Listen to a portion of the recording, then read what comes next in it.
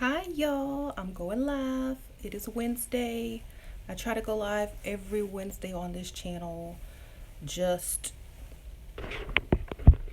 to have some type of, regular schedule.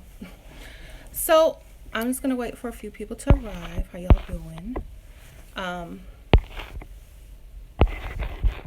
okay. So we're going to be talking about why women like or prefer provider men. Okay. Um, Most of the women I know want a man to provide for them. That's something that they require, something that they wish for, something that most women want in a man. Just like most men want an attractive woman, okay, or a faithful woman, or a woman who's going to be, what they want, their ideal. Okay, so a lot of women want their man to be providers, and that's a part of what they feel makes up a man. That's part of what have you know gives them respect for a man. So I feel like when guys get upset that women have this preference, it's because they can't provide for you. Okay, so if you run across any man who gets upset when you mention the word I need a man to provide, pay, if they get upset at that, that means they're not a provider. So quickly dismiss them and don't waste any more of your time if you're manifesting a man to provide.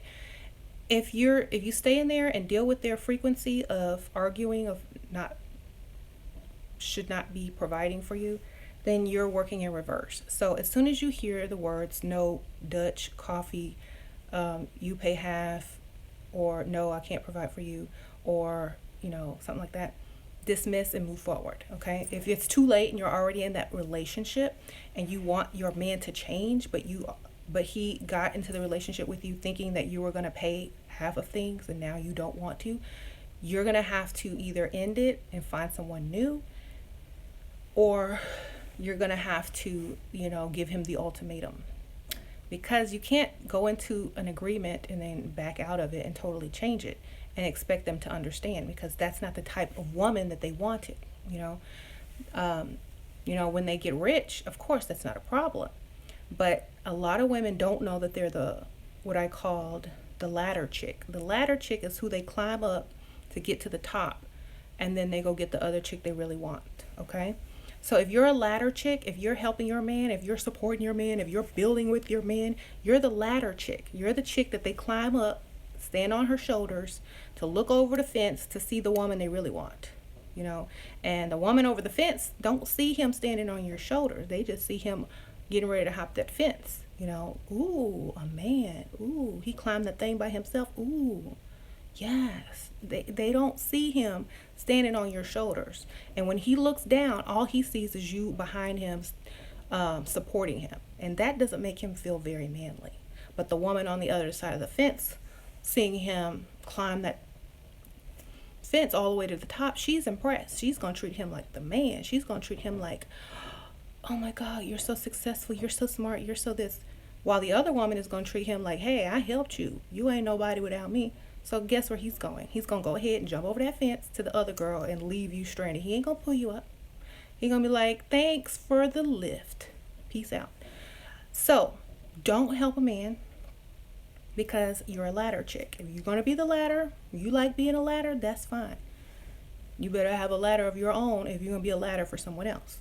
So, what I'm trying to say is, if you're dating and you have red flags that your man or the man that you're dating ain't gonna pay for nothing and wants you to pay half the bills and the rent, then you need to dismiss, be gone. Because if you have self-value, you know that if you're gonna date, if you're gonna marry, if you're gonna have any type of long-term relationship, it should be beneficial.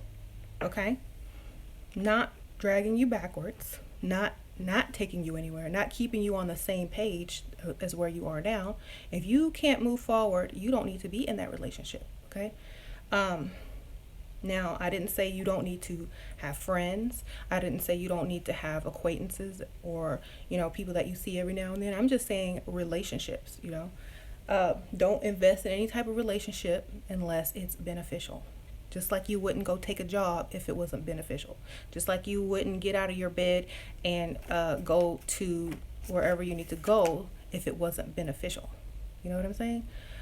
Don't get into a relationship unless it's beneficial. A lot of people move backwards when it comes to relationships. They think, oh, well, I'll be alone. Who cares about being alone? Being alone doesn't mean you're not dating, or you're not having fun, or you're not seeing people. It just means you don't have a committed relationship with somebody because they can't meet your standards. That's all it means. It's just like a job position. You know, these companies will have a job position open for months and months and months, and they won't fill it because they haven't found the right person for it. You know, they're not just gonna hire anybody off the street. It will ruin their company. You know, they're not finna invest in someone who can't bring their A game and can't benefit the company. They're gonna wait and wait until they find the perfect candidate. They will search. They will look at resumes. They will outsource that job or get other people to handle that responsibility until they find someone to take on that position. And once they get that person in that position, they know that their company is safe. They know that their company is going to do well, going to profit more, not going to be in danger. And, you know, they're going to benefit from hiring this person and so on and so forth. So a lot of women make the stupid mistake of getting in a relationship just to be in a relationship, just to fill the position. And then their company gets dragged down and goes out of business. And then they wonder what happened. That's what happened. You took anything and filled your position because you were afraid of something that I don't know what it was. But that's what you did. So, anyway, can y'all see me? I think somebody said the stream hasn't started streaming.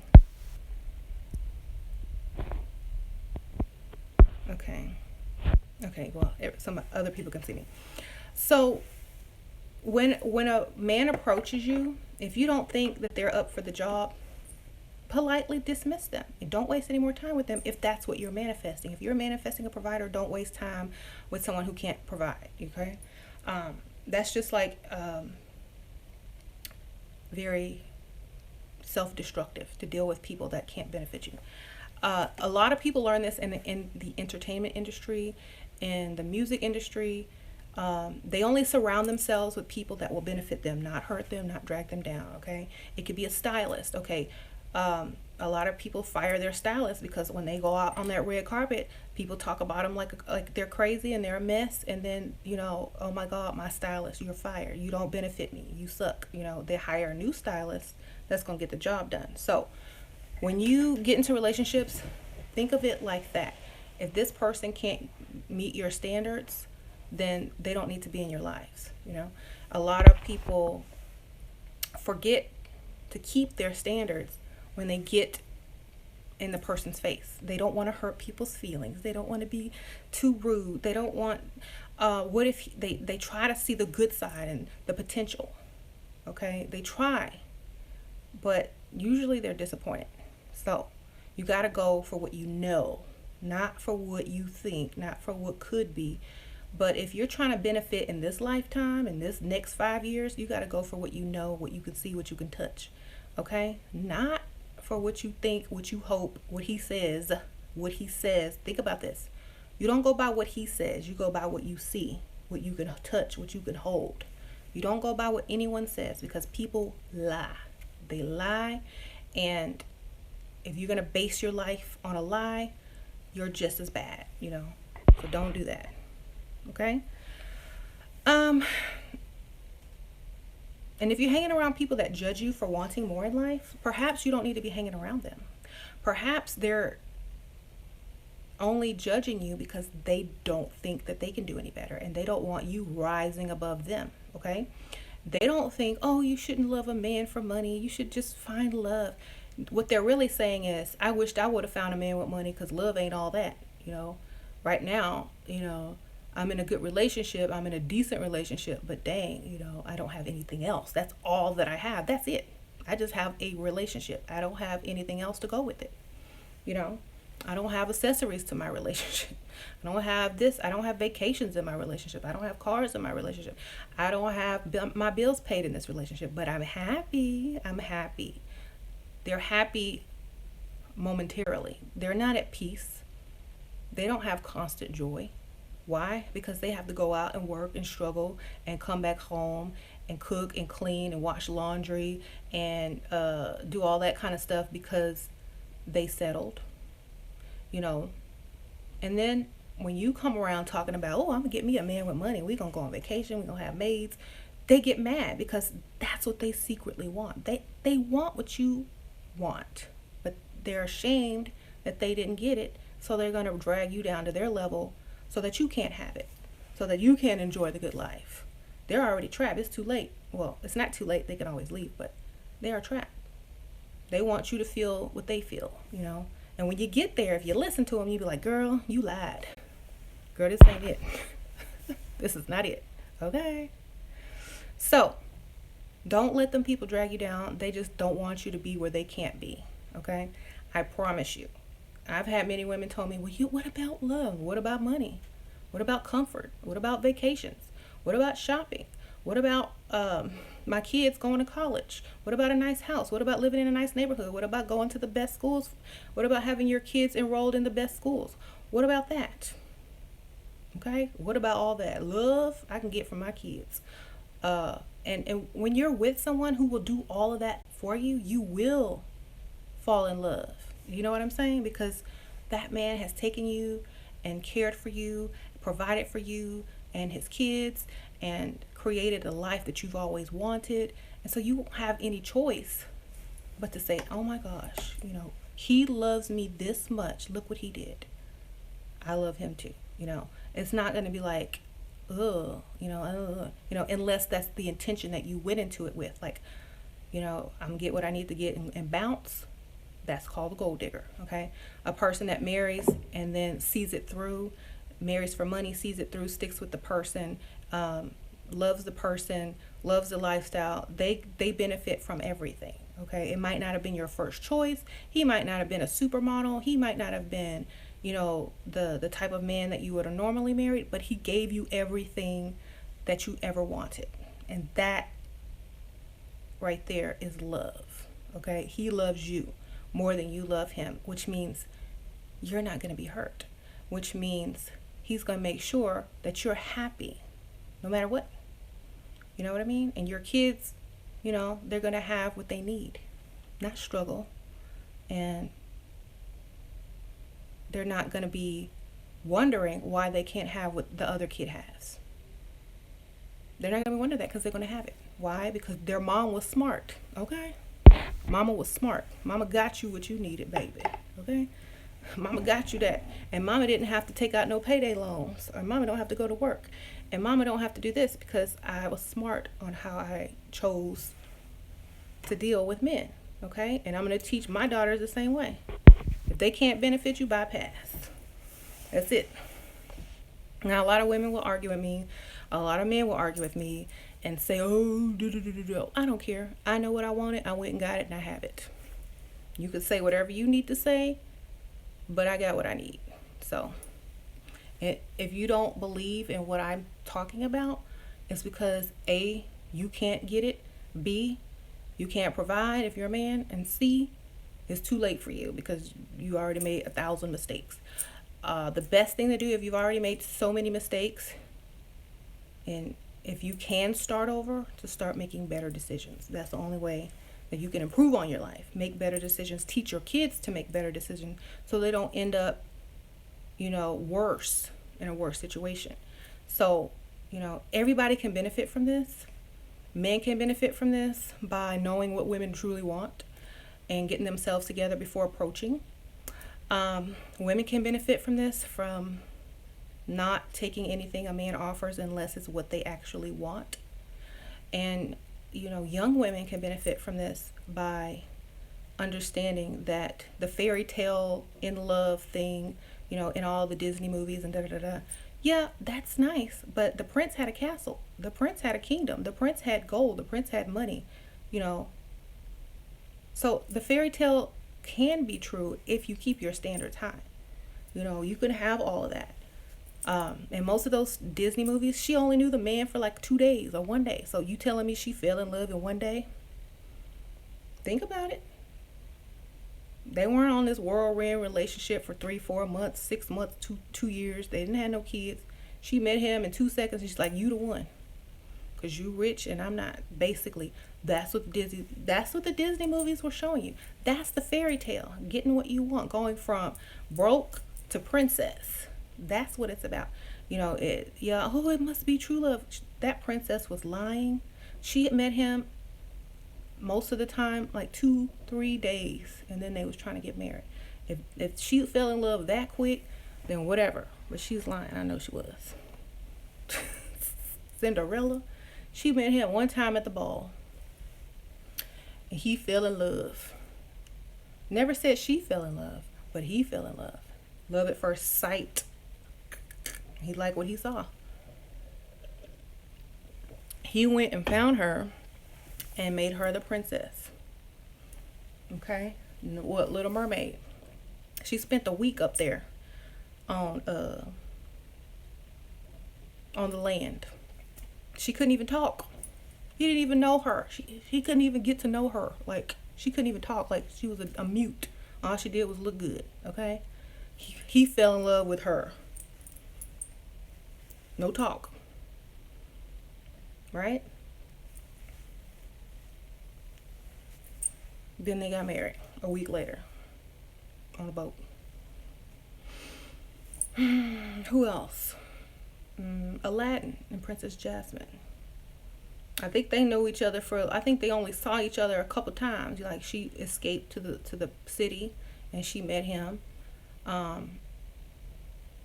Then he got his genie and wished to be a prince.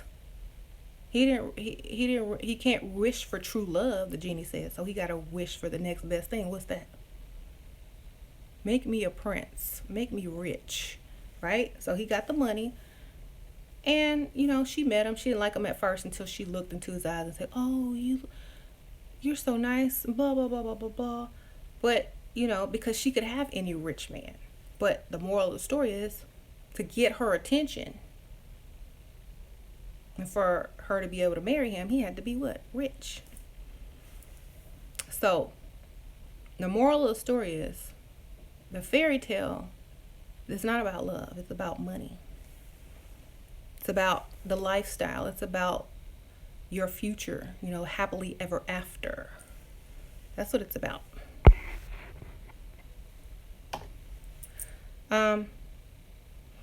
And like I said, someone said they're happier single than in a relationship. People can be happy single or in a relationship. It doesn't even matter. As long as you have what you need in this life and not struggling, you could be happy. So that's what I'm saying. If you're gonna get into a relationship, don't get in a struggle relationship, because you won't have a lot of happiness in that. And make your decision logically. Don't just sit there and say, "Oh, he's cute and I love him and he said this and he said that." Nope. Don't work like that. Okay, so let me see these comments. Let me go look up in here.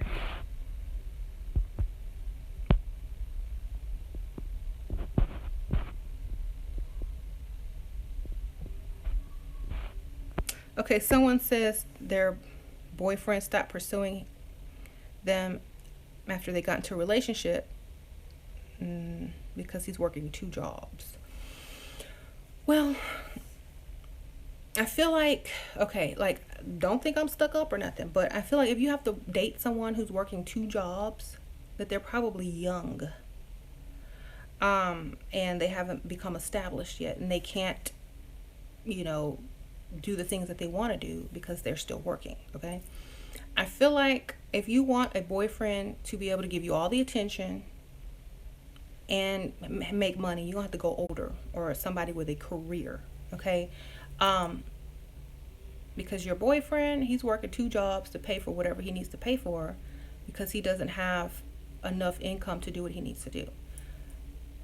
Men who focus on their work and their jobs and savings, that's what their focus is on. You know they can't get love without finance. So If you want him to quit his job and be broke so he can give you attention, that's fine. But for me, like, I wouldn't date someone like that because I can't benefit from it. I can't get the attention or I can't get any type of benefit. So for me, it would be a waste of my time.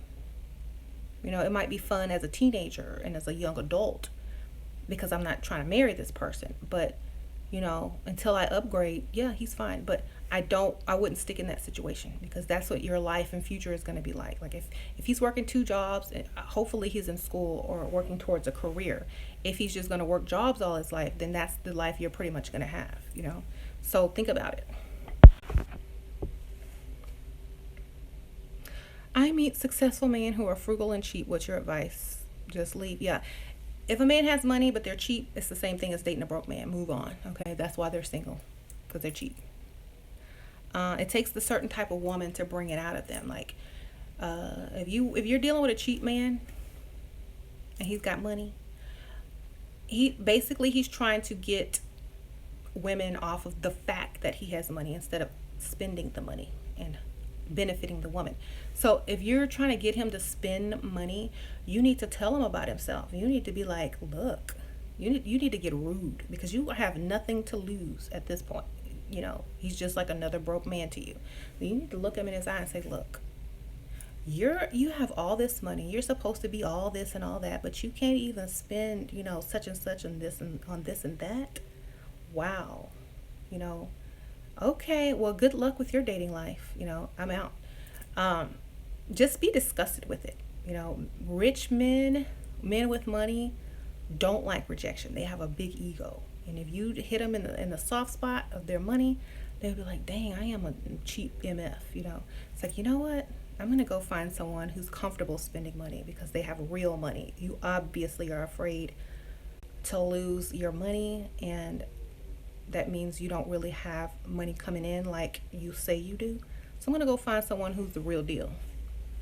You know, you just have to tell people about themselves sometimes because after you do that, they're going to say, dang, you know, what do you want? Fine, what do you want? Then they're going to try to prove themselves. They're like, oh yeah, I really do have money. Because now you're no longer impressed with their money because they can't spend it. It's like, yeah, okay, so what do you want? You know, you're going to have to drag it out of them. And these are the type of guys that you got to be bitches to. You got to be like, look, if you're going to brag about your money, you need to spend something, okay? Because I don't believe you anyway, you know? And they're going to want to prove it to you. They're like, well, it's like, no, you know what? I don't believe nothing that comes out your mouth. Show me something. Buy me a Louis Vuitton. Buy me a Chanel. Let's go to the store. Buy me some jewelry, something, you know? If you have all this money, then spending it shouldn't be so hard.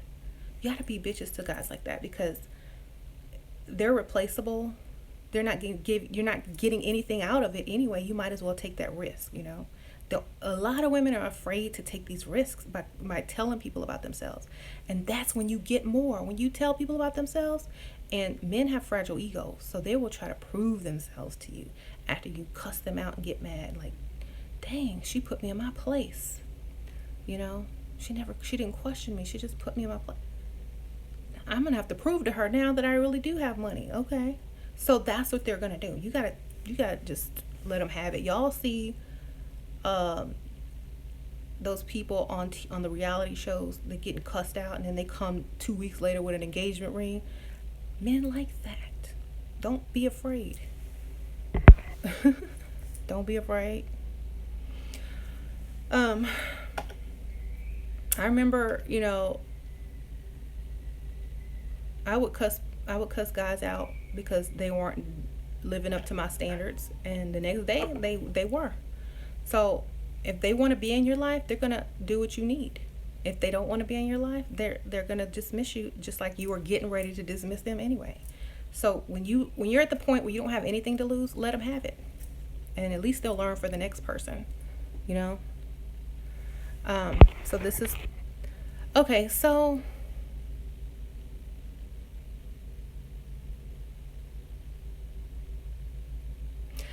I would just start dating other people. Okay, what's your name? I would just start dating other people. And when he realized, you know, I was, you know, dating other people, when he got a moment to breathe and say, oh, okay, I'm not busy, then you can tell him then, look, I didn't get you. I didn't get you on the phone. You're too busy. I need companionship in my life. You're too busy working. So peace out, you know. Just start dating other people to fill the void. Why do you have to be with him only? I don't understand. He's not your husband. He's not somebody that, is going to benefit you. So why are you investing so much in him? That's what I'm asking. Why are you investing more than he's investing in you? That should tell you something right there. You're investing so much more than he's investing in you. Why don't you invest in yourself and another relationship? And if he wants to get your attention, he will, I just don't feel like it's worth it.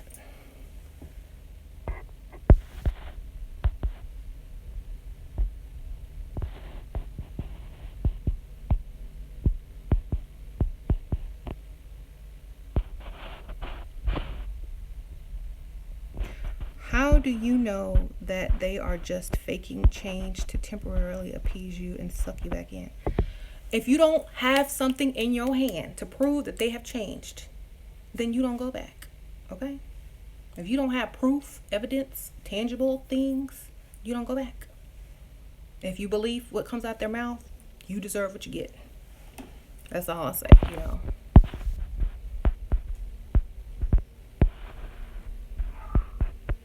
Men are catching on to this trickery, ladies. Who cares? The demand and the supply is still the same. So it doesn't matter what you're catching on to. You still want what you want. And, that's just how it is. A man will know they're being tricked and still do what they need to do. You will know you're getting tricked and still go forward with it. That's the whole beauty of it. Like, I know she's just a gold digger. I know she just want my money. I know she just want this, but let me go ahead and give it to her so I get what I want to. Same thing. Like, y'all know, we know. Just like we know, y'all know. So, doesn't bother me that y'all know. If it was such a secret, I wouldn't be on YouTube, okay? Y'all can know everything, but it's still not going to stop you from pursuing. Dog is barking.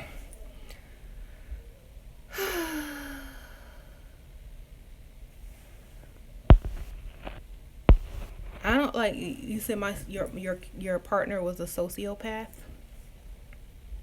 Oh well, break up, move on, That's a personality disorder. Those don't change, so good luck with that.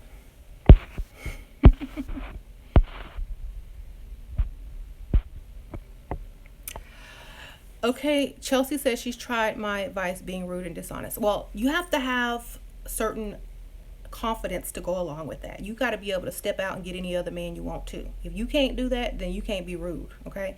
If you don't miss a beat, you can't be rude.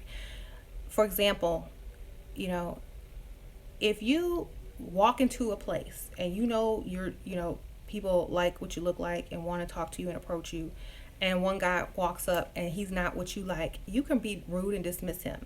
The next man will come up who thinks he's better and still be able to, impress you. But if you don't have any prospects, if you don't have anybody to replace that person with, if he don't think that you could do any better than him, it's not going to work, okay? That's just saying. So, I feel like a lot of women, like I always say, if you're going to cuss somebody out, if you're going to be rude to somebody, look your best, okay? Look like you finna lose all of this if you don't comply. You got to go in there with your sexiest outfit on, hair did, makeup, nails. You got to look like, if I leave this house, I'm going to catch a man, one richer than you. That's what you got to look like when you, be rude to guys, cuss them out, tell them, what's on your mind. You can't be in there looking like somebody's maid. You know what I'm saying? You got to come in there looking like, do you see this? You getting ready to lose it, okay? You can't, I'm telling you, if you argue with a man looking basic, you ain't gonna get nowhere. Because they feel like, I can go out and get better. I can go out and get this type of woman. I don't need you, okay? I can do better than you. That's what they're trying to tell you if it doesn't work on them. So make sure you find a man who can't do any better than you, or make sure you look like if you step out this house right now, you will come back with somebody with twice as much money as this dude has, because that's how it works. Okay, you can't just go in there with this. Okay, you got to go in with the total package. You got to come in there like bam. Okay. What if the man has entitlement issues? Well, you better make sure he's compensating you for your entitlement issues as well. If you're with a man with entitlement issues and you don't have entitlement issues, y'all are unbalanced. So get some entitlement as well. And if he don't meet yours, you don't meet his.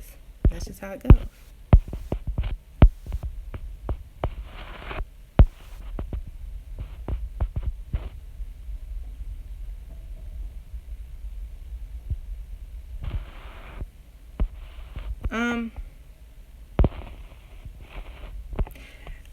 Personality versus wealth.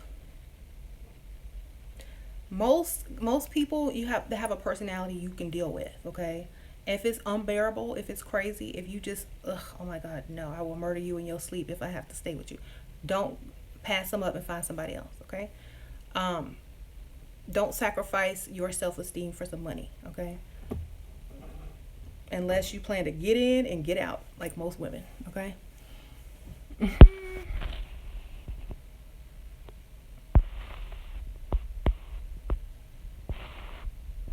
Someone says, what happened to all these men heading to Brazil to find women? They got their wallets stolen. Those women charged because prostitution is legal in Brazil. And they want citizenship. And they probably seen my videos. Okay.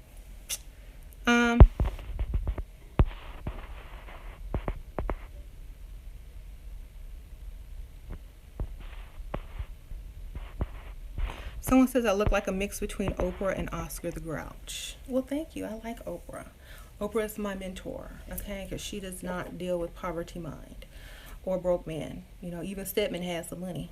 Maybe not as much as she did, but, you know. Did y'all know Oprah was a sugar baby? When she first started off, she used to date, what's that film critic, Roger Ebert. He the one that told her to syndicate her show. And he gave her all this advice, and she was dating him. And yes, that's why she's where she is today, because she dated an older man, you know, gave her some good advice. And Oscar the Grouch, he was my favorite character on Sesame Street besides the Count. Count was sexy. But yeah, I love Oscar the Grouch. You know why? Because he said what he meant, he meant what he said, and he didn't care what nobody thought. And that's what he did. And I liked him for that. He might have been green and grouchy, but he was telling the truth.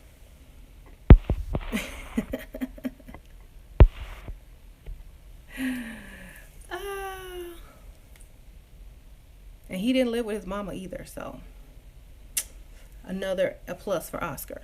Okay, anyway. Maybe he did live with his mama and she died, and so that's why he was homeless. I don't know.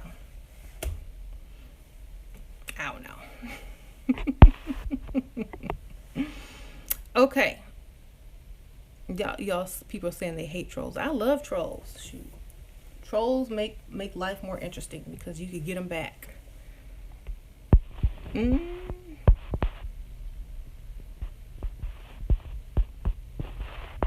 Anyways.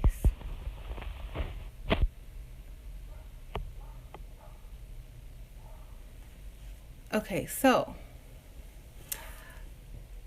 like, guys, if y'all are on here, y'all come here for some therapy. Now, the therapy is you can't provide for a woman, so you want to hear why a woman wants to be provided for, so you can counteract it and say something else, because at this moment in time, you can't provide. Now, I will tell y'all, if you are lucky enough to get with a woman and you're not providing or doing anything or paying, you're very lucky. So treat that woman good, because it's just a matter of time before she wakes up and realizes she can do better, or she will want to upgrade on you. Like, I'm just saying, like, enjoy that time, because it's not it's not gonna last too long. Like the woman is gonna say, you know what, I can do better. You know what, I deserve more. You know what, I'm tired of paying for this. You know what, I thought you was a man. You know what, I'm not horny. You know what, I don't respect you. You know what, I don't want you. You know what, I found somebody else. You know what, he make more money than you. You know what, bye. So enjoy the time that you have. Appreciate her to keep her as long as you can, but know that she's eventually gonna start either A, resenting you, not respecting you, and trying to upgrade on you secretly.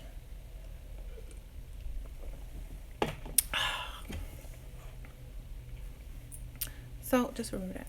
Don't be coming here trying to troll. Y'all know, if y'all are here and y'all feelings are hurt, it's because you know it's troll. Someone says, I feel that my husband cheats on me. He has a job where he's gone a lot. Should I get on the phone spy app on him? The thing about husbands cheating because they're gone a lot, let me ask you a question. If you find out he's cheating, are you going to leave? What are you going to do? Like, are you going to say, well, I'm going to get a divorce? Are you going to do that? Because if you're not willing to go all the way, why even care if he's cheating? Why even bother doing all that? You know, and to me, if you're not willing to do something about it, don't even start to look for it. Like, I'm serious. Because at that time, when you think your husband is cheating and you want to do all this stuff, that means you're very emotionally invested in him. And you're setting yourself up to be hurt if you find out something that you don't want to find out. So, unless you're willing to act upon it, you're just going to be hurt, stuck, and miserable. So, if you really want to know if he's cheating on you, get your stuff together just in case. Get your backup plan just in case. Save some money just in case. And then put the stuff on his phone. And if you find something you don't like, you're able to leave instantly. You don't have to stick around, you know, for him to repeat it. So that's my advice to you. If you're going to go and look and stuff, you're going to find something. And if you find something and you're not ready to act on it, then you shouldn't even been looking. That's my advice. Okay, so. And someone says, let the man cheat and keep spending his money. Like I said, if you paying half the bills and he's out working and cheating, then you're getting the bad end of the deal. So if he's paying all the bills and, you know, and if he's cheating and sleeping around, oh well, let's work for you. You can always go and get you a man too, girl. A side dude is what I call him. So a lot of men on here are saying I make no sense because you have no sense. You have no coins. So obviously I don't make no sense. So maybe if you go make some coins, I will make some sense.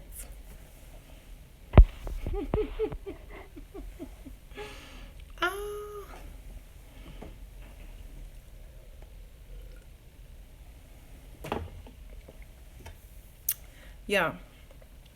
You know what? If I found out my husband was cheating, I have enough money saved to where I can go live a great lifestyle, and I have enough of my youth left to where I can go get another man that has money, and I have been married long enough to where I can get a lot of money from him. Plus I got 2 kids, and child support would be a lot of money from him. So if my man cheated on me, it would benefit me. That's the kind of man you want. You want a man that's so good, if he cheats on you, it will still benefit you.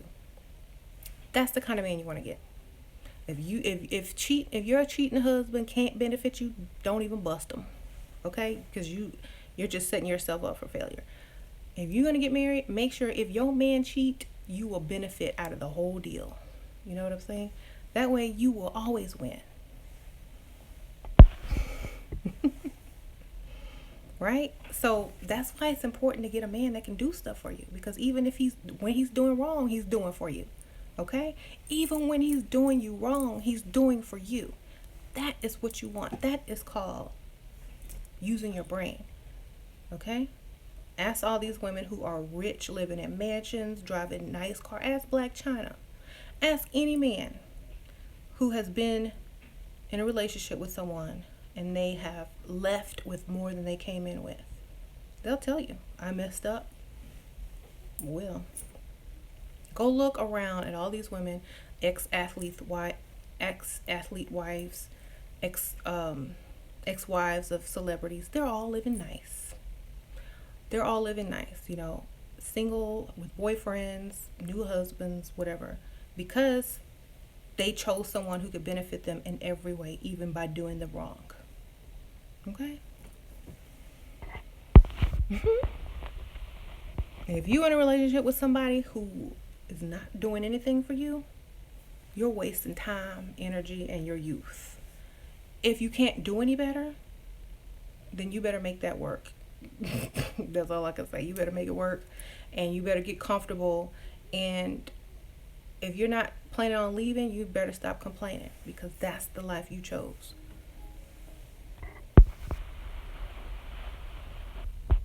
Okay. Anyways. Oh God, here comes the fake conscious broke dusties. How y'all doing? How y'all doing? Is it a dusty day today? I'm allergic to dust, so y'all can't stay too long, okay? I'm gonna let y'all stay a little bit, say y'all a little piece, but y'all gotta move along, because I'm gonna start sneezing up in here at all these dusties.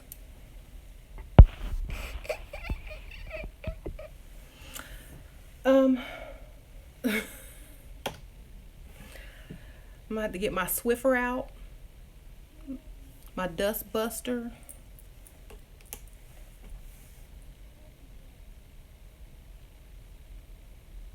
Why do men take advice of women? Because y'all want women. Unless y'all want men, y'all don't need to be taking advice from me. Unless y'all are gay, then it still works. But a man does not understand a woman. Her mind is very complex. Only thing he needs to know is he needs to be able to provide. That's number one. Number one, provide. Okay. So, half the men here are losers. A man making money wouldn't be here. That's so true, These dusty dudes, they don't have jobs. They sit in front on Facebook all day trying to debate some crap that don't even matter, because nobody is gonna do anything, because when you don't have money, you can't do nothing. So y'all are just arguing for nothing. Half these other dudes are unemployed, don't got no job, living at their mom's house. So that's why they're here. And plus, they don't like the title, so they clicked on it. Why? Because when they feel pain, it makes them realize something. It makes them realize this. Dang, why can't I provide? Why don't women like me? This must be why. Because I'm broke. Let me figure out. Then they're going to try to figure a way around it. And they're still not going to work. Unless they get a dumb person who falls for it. But, they're trying to figure out a way around it. Just like they tried to figure a way around, living rent free. They just went back to their mom's house. Very easy. They're trying to find a way around being a man. So that's why you're here. That's fine. There is no way around it. Nobody will respect you. No one will respect you if you can't provide for your wife and kids, or your woman. They won't even respect you. They'll talk about you behind your back. They might smile in your face. Oh yeah, he's a decent dude. He works hard. He broke. He ain't shit. He can't even do nothing. You know what he bought me for my birthday? Some Walmart jewelry. That's what they're really talking about, And when all their friends are showing off their gifts and stuff that they got for Christmas or Mother's Day or birthday, you hiding yours. You like, I want them to see this cheap stuff that my man bought. Oh, he took me to dinner, and I had this really nice necklace, but it's at home. You gotta lie. You gotta put your stuff in your pocket before they see it and laugh. So yes, women like providers, women like comfort, women like luxury. If y'all are here to troll and be upset about that, I'm so sorry. Perhaps you should be on a video of someone teaching you how to get the success that women like, because y'all ain't got it. Okay. Dusties. Okay. Women like luxury. Is there a scientific reason behind it? Yes, there is. Luxury can take our kids further. Luxury can assure that our future generations are safe. Luxury can make sure that we have food and water to give our kids. Luxury can make sure we stay beautiful. Luxury can make sure that we are building instead of decreasing. Women like the strong man. A strong man will provide luxury versus a weak man providing the bare minimum. Women are naturally attracted to powerful men. It turns them on sexually. They have said that women who are having sex with a millionaire is more likely to orgasm than a broke man, than with a broke man. Scientifically, that's been proven because she's comfortable. She doesn't have to worry about she got to pay her bills. If he gonna go ghost on her, if she get pregnant by him, is he gonna pay child support? She ain't got to worry about that. So she just come get it. Let's go. I'm comfortable. This California king is nice, better than that mattress on the floor in that Dusty's apartment. Yes. Okay. It's natural to like comfort.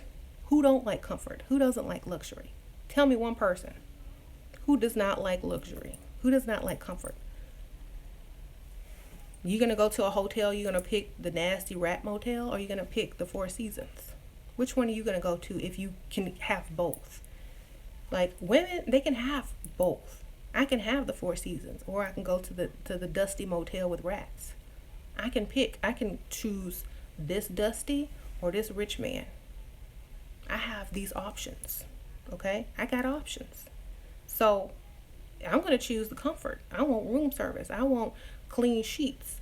I want luxury. I want jacuzzi. Okay? So I'm naturally going to be drawn to what's better. Do you want an iPhone, or do you want one of those old school phones that just have numbers on it? Which one do you want? Okay, that's the difference. Women like nice things, and if men don't understand that, well, even men like nice things. So I don't understand.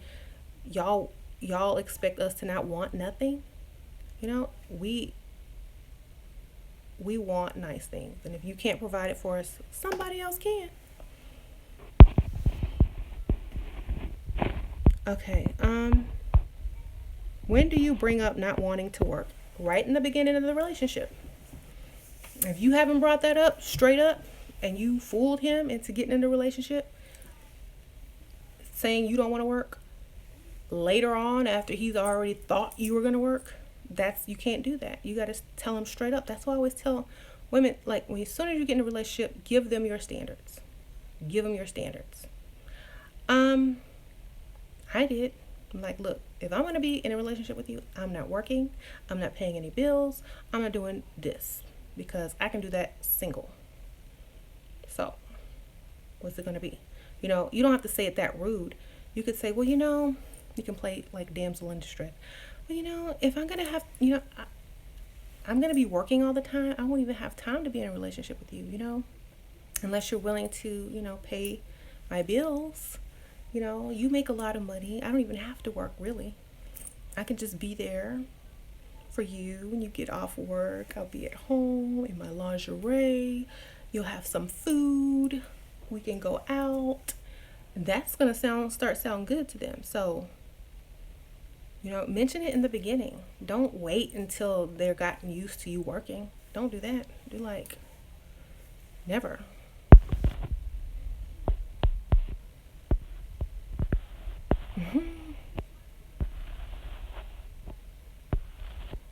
So,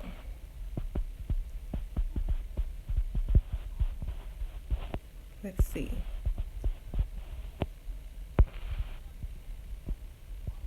How do I maintain my standards in college educated or my master's degree before the age of 30 and have no children without being called a gold digger? It doesn't matter what they call you. Are you getting what you want?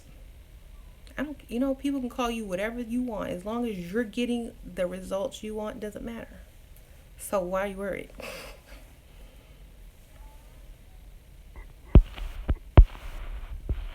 Okay. Let's see. Someone says there is a 51-year-old prostitute making $400 an hour. Even old P is more valuable than these men. Yep. Y'all, like, these guys just have no clue. Like, seriously, these guys have no clue how many options women have. Like, they just don't even know. They don't even know. Like, it's hilarious that they're so in the dark. Like, we don't have to put up with brokenness.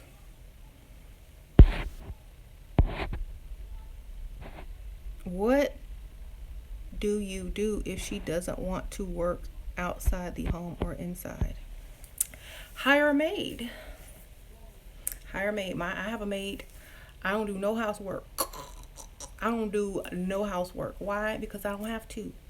The only housework I do is I clean up this room. Okay? That's it. Like, this is the only housework I do. I might wash a dish here or there, but I have a maid. And I told my husband, look, I ain't doing no dishes. I ain't doing no laundry. I ain't doing none of that. So, unless you can afford a maid, da-da-da. I might cook every once in a while. I'll cook sometime. My husband does most of the cooking. So, I don't do housework. Like, to me, I used to do housework back in the day when we first got married. And that was before kids. That was before I had this big house. We had a little apartment, high-rise, luxury, in downtown. So it wasn't much to clean. So yeah, I took care of that. But now I'm living in a huge house. I got 2 kids, a dog, and I ain't finna do none of that. My husband can afford to hire maids, so I don't do housework. If you marry someone, if you're with someone and they don't want to do housework, and you still want to get laid, you better find a way around it, or you better do it yourself, because a lot of women don't like being domestic, and a lot of women don't like cleaning. A lot of women don't like doing laundry either. So maids aren't that expensive. If you want to hire a cleaning service once a week, once a month, save your money. Your woman will appreciate you for it. She'll be like, oh my God, it's so nice to have a maid. Thank you. Okay.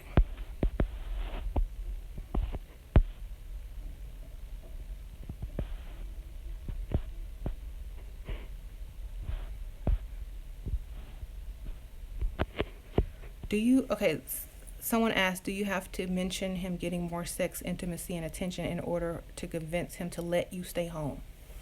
First of all, let you stay home? Why don't you just quit your job? Why don't you just quit your job and say, look, I'm an at-home wife now, or I'm an at-home girlfriend, or I'm going to start my own business, and see what he says. If he tells you, oh no, you need to go back to work. Oh, I can't. I can't go to work right now. I'm just not ready to go back. You do what these guys do. They'll come up with every excuse why they can't get a job.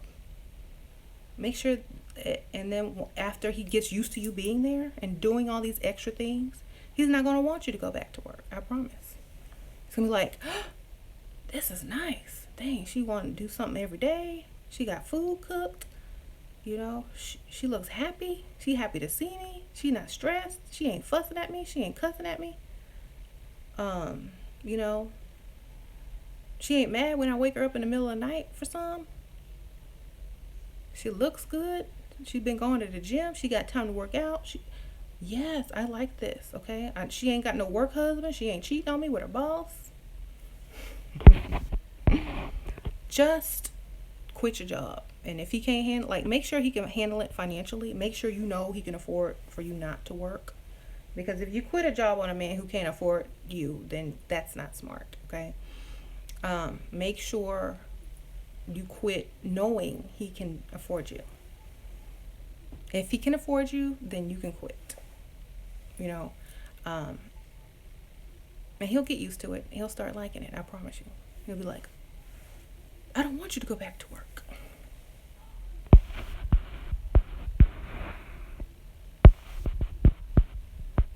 Okay. And some people are calling me feminist. That ain't true. I'm not a feminist. I feel like men need to take care of women. So if that's feminist, then you don't know the meaning. Am I single? No, I'm married. I've been married for a long time. I'm not feminist, and I'm not single. Um, what should I say when men say you probably get a lot of compliments and attention from a man, and when they ask about your dating life? Okay.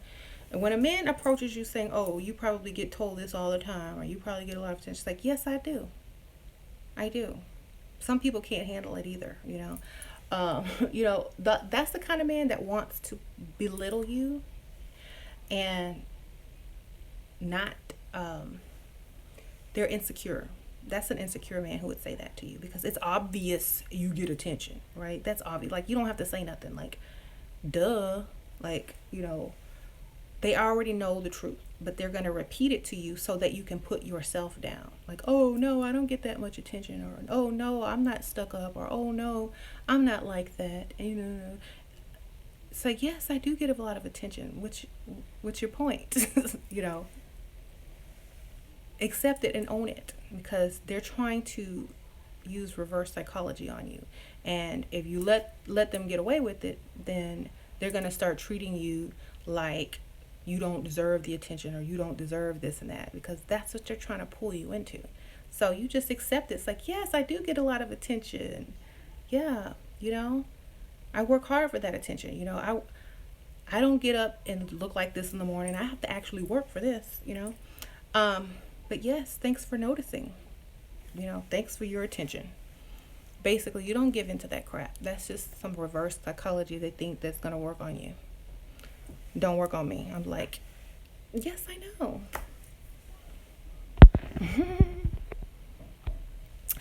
If a man rejected you in the past and all of a sudden he's being nice and helpful, what does he want? Sex. Free sex. He wants someone who's easy and knows that he can get real quick without much effort.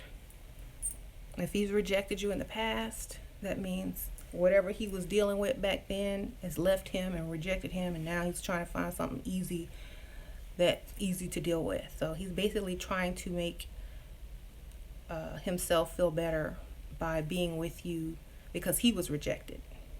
He's trying to settle with you so he can get what he wants super easy.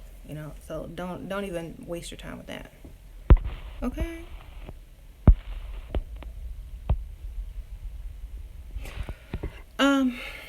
People saying I'm nasty inside, or I'm ugly inside. No, I'm honest. If honesty is ugly, then oh well.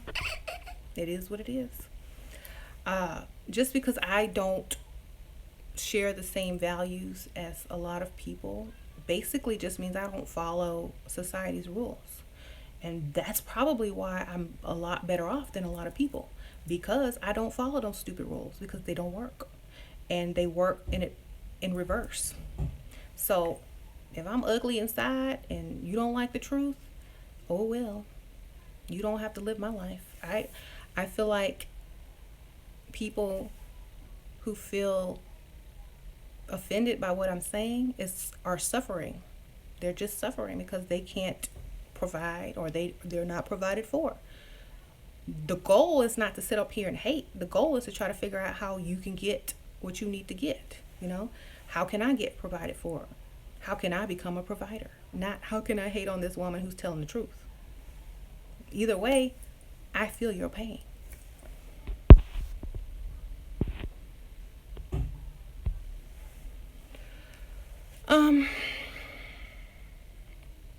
I never suggest long distance relationships unless he's a millionaire and got a private jet. Okay? Don't even do it. It's not even worth it. Either move or have him move. This long distance stuff is just like a filler relationship, a pretend relationship. It's not even real. People don't even claim those relationships as real when they go out. Are you seeing anyone? Like, for example, you go out, your man goes out and he sees a woman he likes, and she's like, so are you single? Are you seeing anyone? He's like, yep, I'm single. Why? Because you don't live in his town and you're not a real relationship. Because you're not there. He can't touch.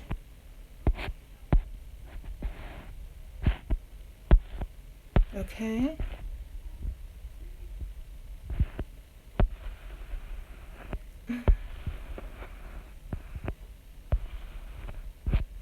Hey,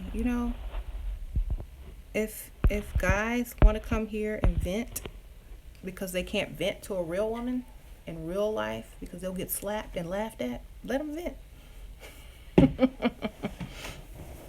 You can't provide. Aha, you broke, Dusty. It's better to get trolled online than real life. So come on. I don't mind. I I welcome trolls because they can't say this to a real woman in real life. They can't say this. They can't get mad. They can't get mad because they're broke. So let them get mad here. This is where most people vent, is online. Why? Because they can't say this stuff in real life. They got a reputation to protect. So say it whatever you want. We don't care. We know the truth.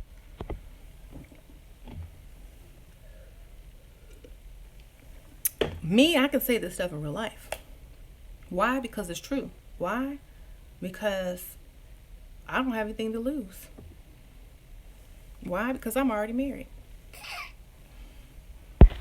Now, maybe if I was single, I wouldn't be talking like this because my potential husband might see me and be like, that girl is crazy. If I was single, I would not be talking like this freely. But I know it works. If I was single, I'd be more cryptic of what I'd be saying, But since I'm not, and I ain't got nothing to worry about, I'm just gonna tell the truth. Mm-hmm.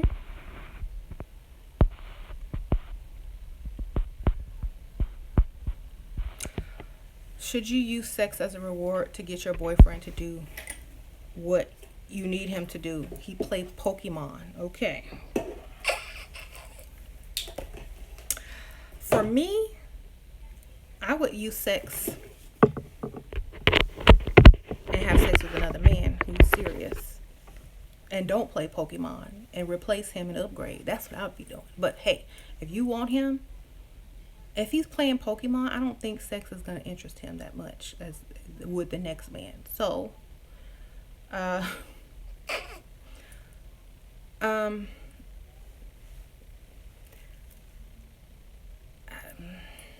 ain't got nothing for you there. I'm so sorry. I wouldn't even be there. I wouldn't even be dealing. I don't date guys my own age. The men I date don't even know what a Pokemon is. Okay, even in the past, like my husband is older. The boyfriends that I had before I met my husband never played video games. Maybe one dude because he was my age, but that didn't last but for 3 months. But seriously, if you're in a relationship with somebody playing video games, you need to rethink your life. Get you a real man. I mean, why are you wasting your youth and beauty on a Pokemon player? I don't know. Like what?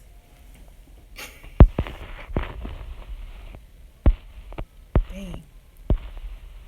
You know what's so funny? Some of the most pretty, gorgeous, beautiful women are wasting their time with losers when they can be getting cars, purses, vacation, trips, houses, rings, whatever.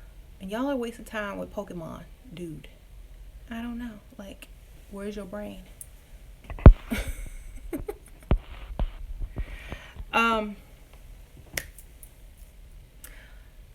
A lot of times, your beauty is only gonna last you for so long, and if you wasted it on boys, and then by the time you get smart enough and realize, oh, now I want this, you're gonna be too old and wrinkly to attract the type of men you want, and you're gonna have to go for the 70-year-olds. Okay, so I'm telling y'all, if y'all are young and y'all are dating video Pokemon dude, broke dude, if y'all are dating dude who work 2 jobs, and y'all are wasting your youth.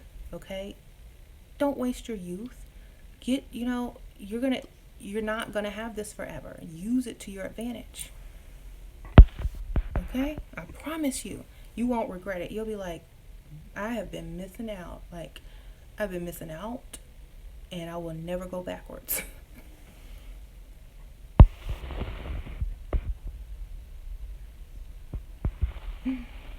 It's not a dress. This is a blazer, darling. This is a blazer. This is not a dress. You see?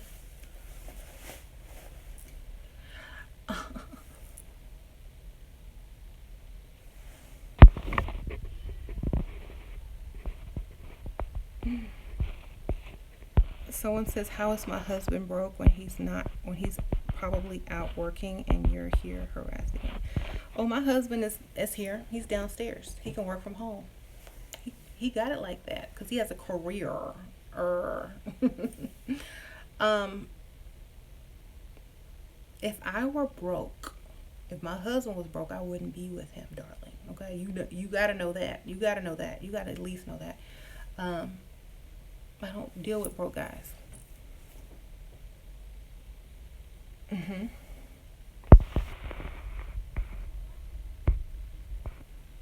Is he a millionaire that owns a private jet? No, he's not a millionaire that owns a private jet, but he can afford to take care of us and a nice house and nice cars, and I don't have to work, and I have maids. So I mean, I wouldn't really care about having a millionaire with a jet. If I wanted one, hey, I should have started younger. But I'm here now, and I'm happy with what I got. Now he probably will become a millionaire very soon, but I don't think we're gonna get the private jet.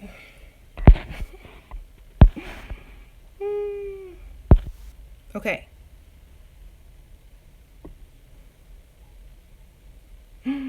Somebody said cocky bitch. Yes, iconic.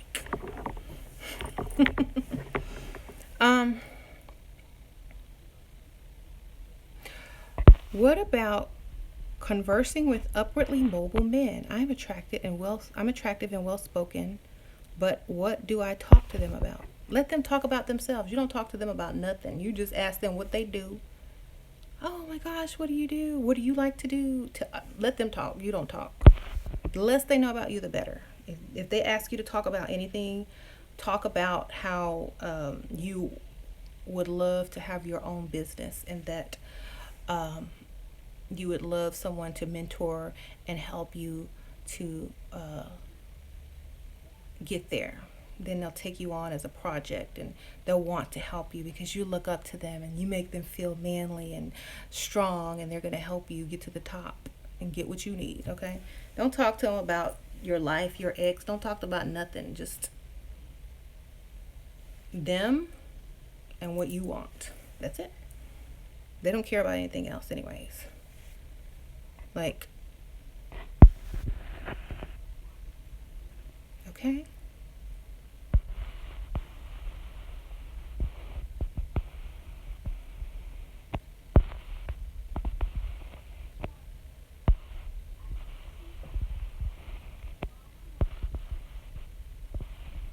Get my husband in the room. Let's see him. He's downstairs working. He doesn't like to be on camera, y'all. He has a job, like a real career. He can't be seen on my stuff. And if y'all want to see him, I do have a video. It's called My Husband Tag. Y'all can go find it. I don't have to prove to y'all that I have a husband. Unless y'all think I got all this by myself, then I'll take the credit. I'll take the credit. Yep, I did all this by myself. Y'all want to see my house? I did it all by myself. Staying home, talking on YouTube. Yes, that's the real truth. I made all this money on YouTube. I wish. I wish.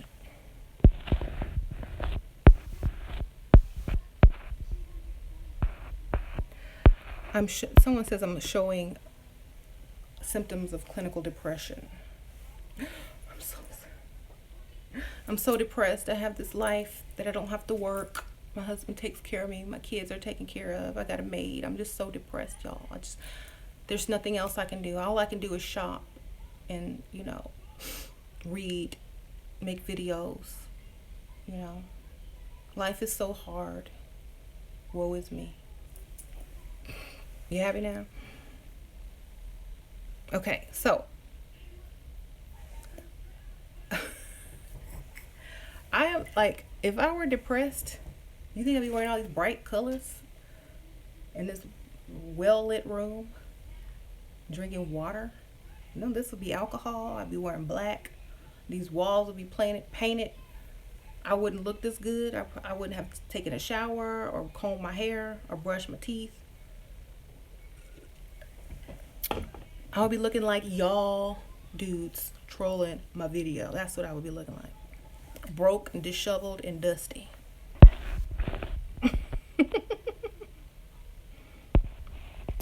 She was 7. My man is great in bed, but I want a threesome and he doesn't. Should I leave him soon? Why don't you have a threesome with someone else? That way you have your cake and eat it too, and he didn't have to be involved. Okay. You can still benefit.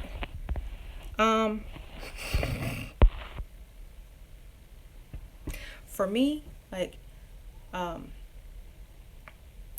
couldn't do the threesome thing because that just don't work for me. Like, that's one of the reasons I broke up with one of the my exes, because he wanted a threesome and I wasn't about that life.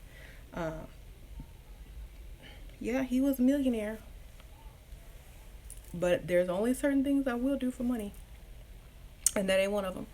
Why? Because back then I was young and I could have anybody I wanted. So I was like, I don't need you. I don't need this. I can go do whatever I want. I had 5 men in my pocket, baby. I was like, you ain't the only one. Bye. And I moved on and moved forward. But no, for me, I draw lines. Like, there's only certain things that I would do. Just because you got money, that don't matter. And still, I'm not going to do certain things. Now, my morals are very different than most people's morals. But the morals that I do have, I don't break. Okay? I have morals. Not a lot of them, but I got some.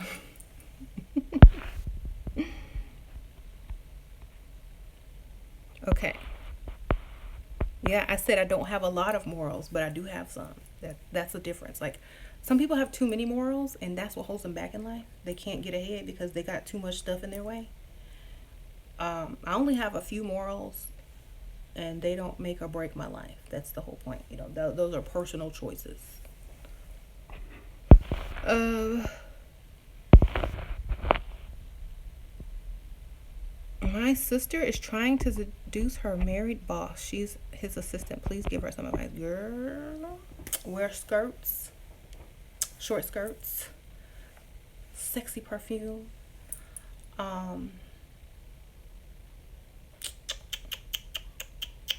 And ask him lots of questions, like, for help. Like, not help with your job, but like, damsel in distress always gets the attention. Like, can I talk to you? I have like an issue and I just want to know if you could, give me some advice. Talk in a sweet voice. Look him in the eye. Make sure you always smell good, look good, wear a short skirt. Let him see some leg. No cleavage. Leg is good. And then, just smile at him all the time. Like, when you see him, get happy, like, light up. Because most of the time, men, if they're married or if they're, like, in a position where they have a lot of stress and work, and every time you see them, you light up, they're going to feel like, wow, she really likes me. I wonder how she would treat me. I wonder what she would do to me. Look at her lighting up. I know she has a crush on me. maybe I should ask her out for drinks. So every time you see him, every time she sees him, light up like you have a crush on him. Like make sure he knows she got a crush on him. Like, but don't act on it. Let him make the first move. You know what I'm saying? And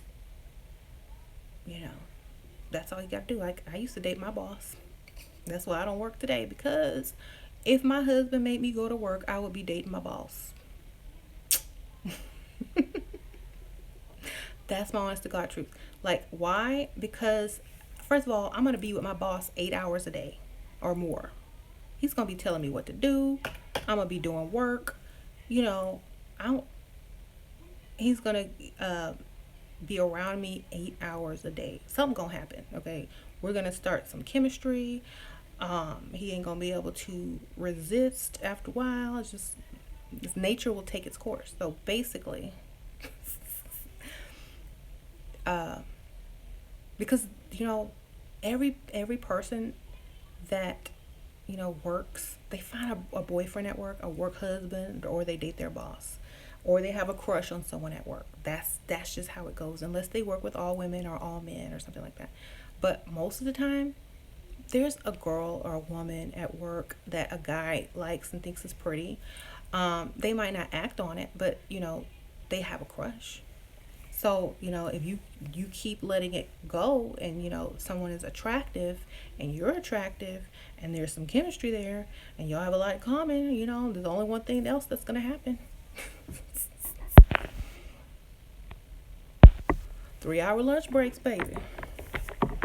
Okay.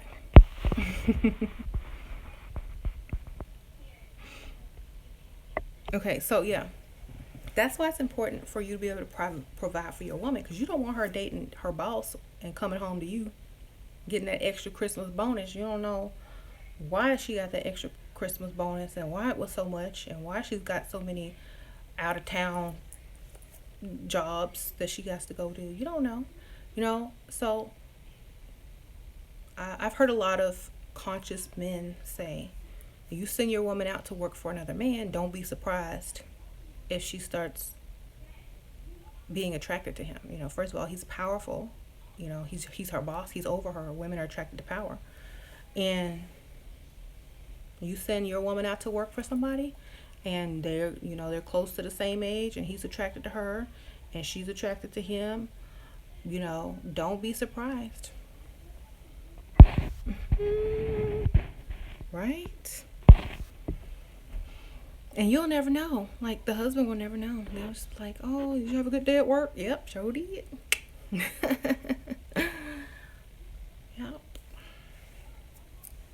Got a raise.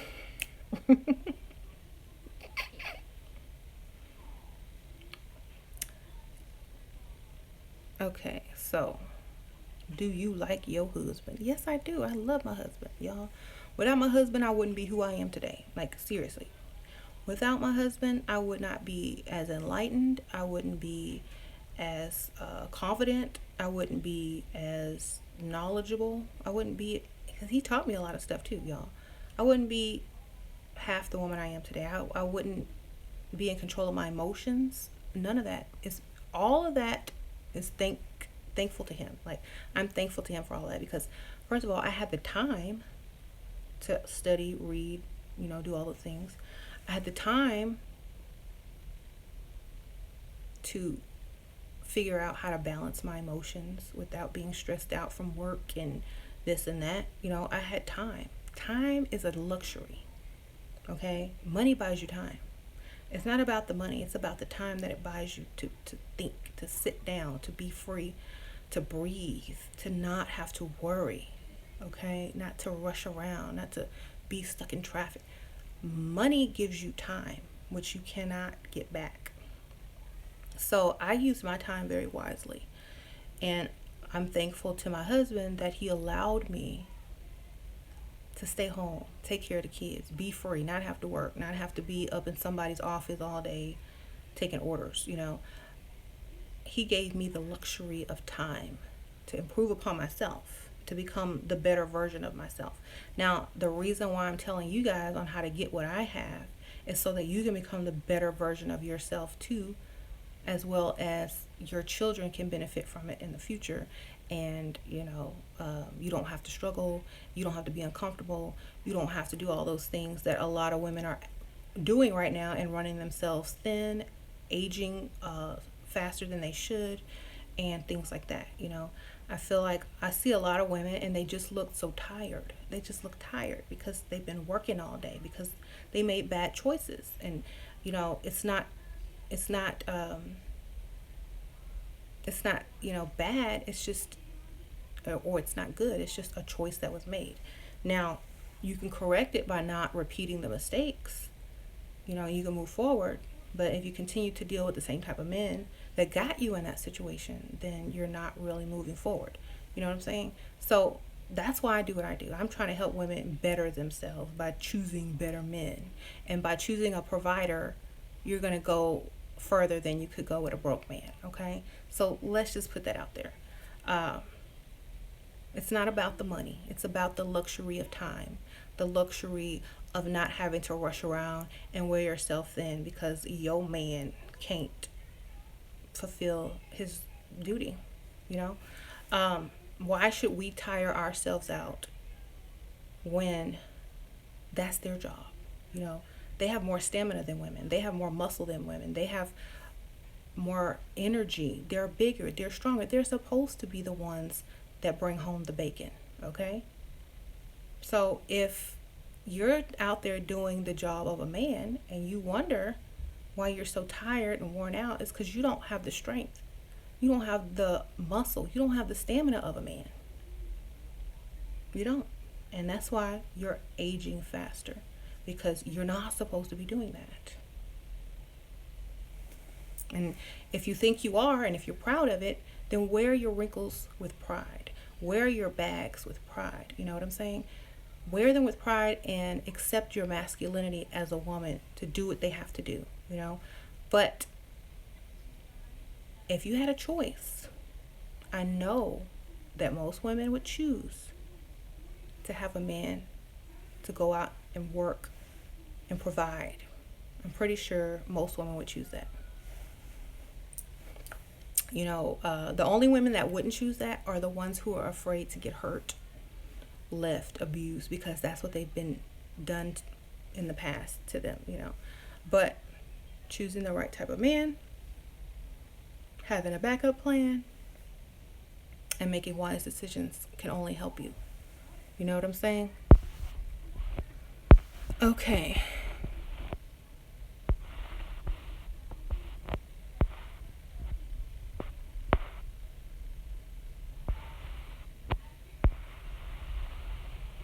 And any man that is adamant on a woman working and doing for herself, stay far away from them.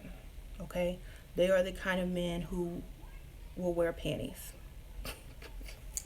They're very feminine, and you don't want to mix feminine and feminine, especially if the man is feminine. You don't want to mix that. Okay? You will not get a good result.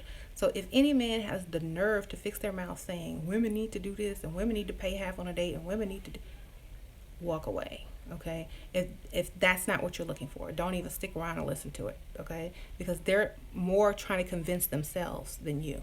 Okay? I would just dismiss. I'm like, you know what?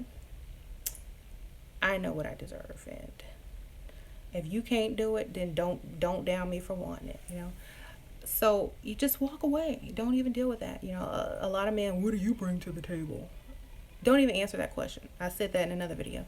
If a man asks you that, walk away. Don't even give him an answer. Just, I'm not coming to your table, baby. Bye. Who says I was sitting at your table? I'm not sitting at your table. Obviously, you need somebody to bring something to it, so why would you invite me? You ain't got nothing to serve, don't invite me, darling. If you don't have nothing to serve, if you looking for me, like I said, this is not potluck. Okay? Potluck, no. You want to do potluck, go over there to her. She look like a potluck chick. Bye.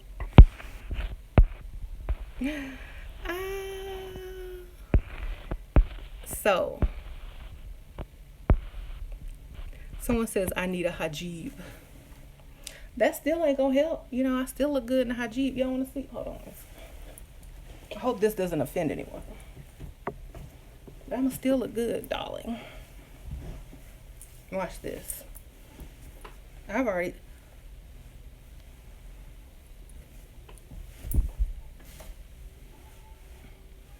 I just look like death right now. I look like a nun.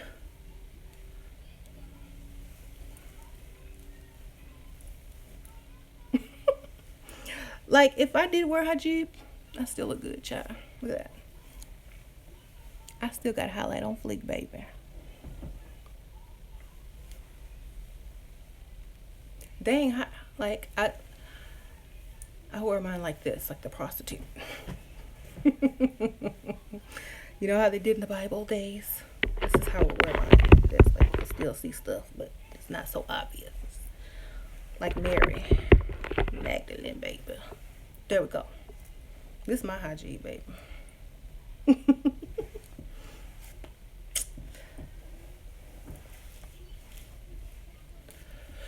Oh my gosh, y'all are silly.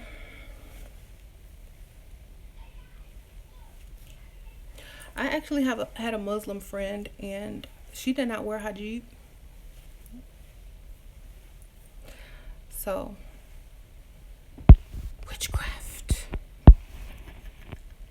sorcery.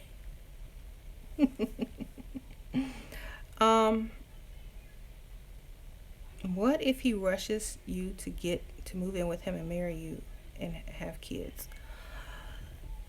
Make sure he got money. That way, if you want to leave, you can leave. Don't sign a prenup.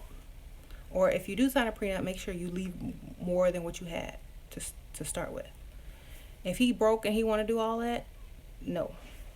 Make sure he can afford it. Research how much kids cost, okay? One kid for 1 year. Research how much that costs. If that costs more than he makes, don't even bother. Okay? Thank you. Seriously, before you have a baby, go look up the cost of having a child. Caring for the child, food, formula, diapers, daycare, things like that. Go look it up. You're going to be surprised. It costs a lot of money, okay? A lot. It costs more than what most men on here on these troll things make a year.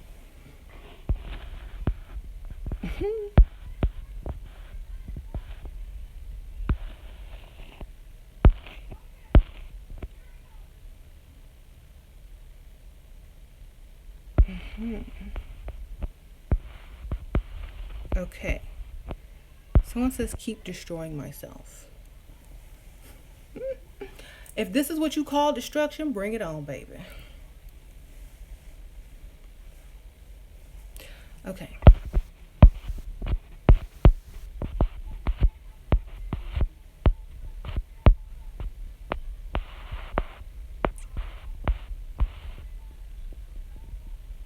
Thank you, Ocean Blue. She said I was a PYT.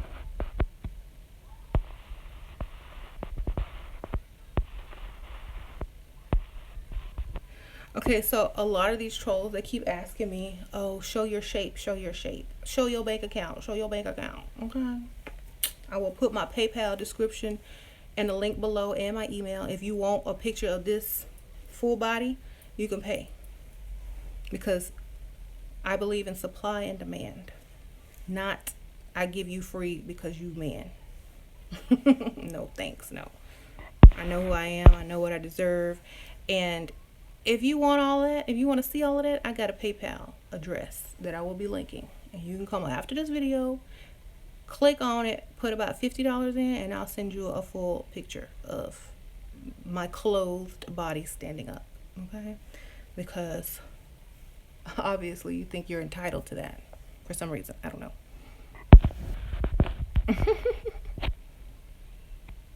Y'all don't know, like, women charge for pictures. You know, just because the Instagram models do it for free, they're still getting sponsored. Okay?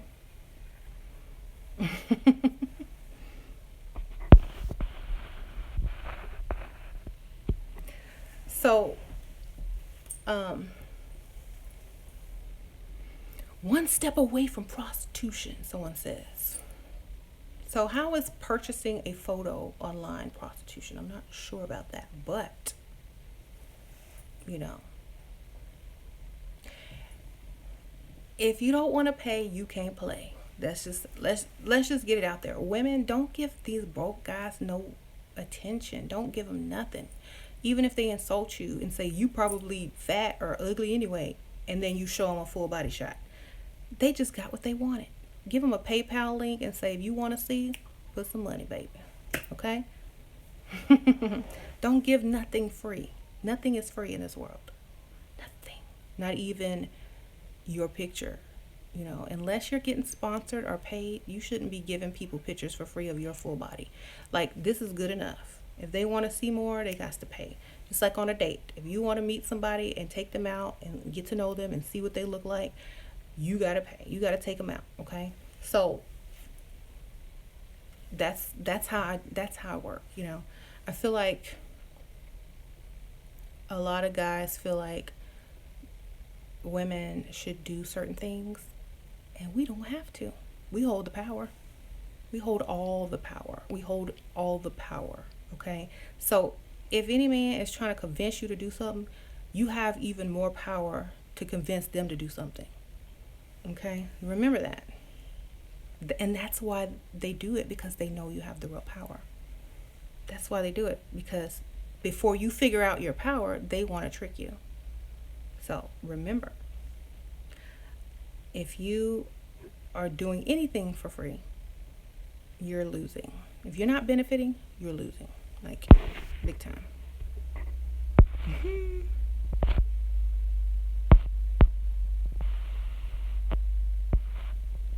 Yes, if a man asks for a picture of your feet, you can get paid $50 at least, or a foot. Yes. Don't do stuff for free. Y'all are bringing the value of the women down if you're doing stuff for free. Because now these men getting up here thinking they gonna get stuff free from me and from the next chick who ain't about that. Okay, stop giving stuff up for free. You gonna have people forming a line behind you. Free this, free that. And that's why you're attracting broke dudes, because you giving stuff away for free. You know, I'm not saying you personally attracting broke dudes, but I'm just saying, in general, people that give too much of themselves away free will attract people that want free stuff, which are broke people.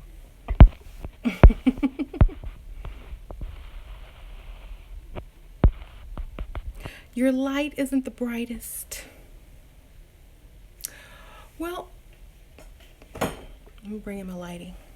There we go. There we go. Someone says I need a pimp. I am a pimp. I don't need a pimp. I am a pimp.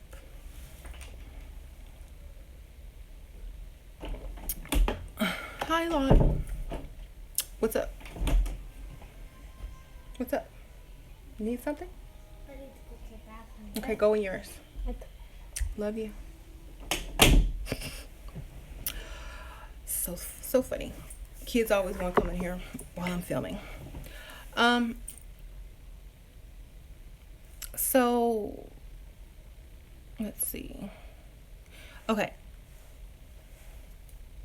Real women buy their own shit, do not depend. That's true. I can buy my own stuff if I want to. But why should I?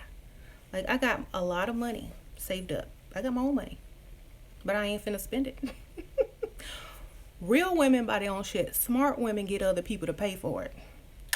Okay? So, you want to be real, smart?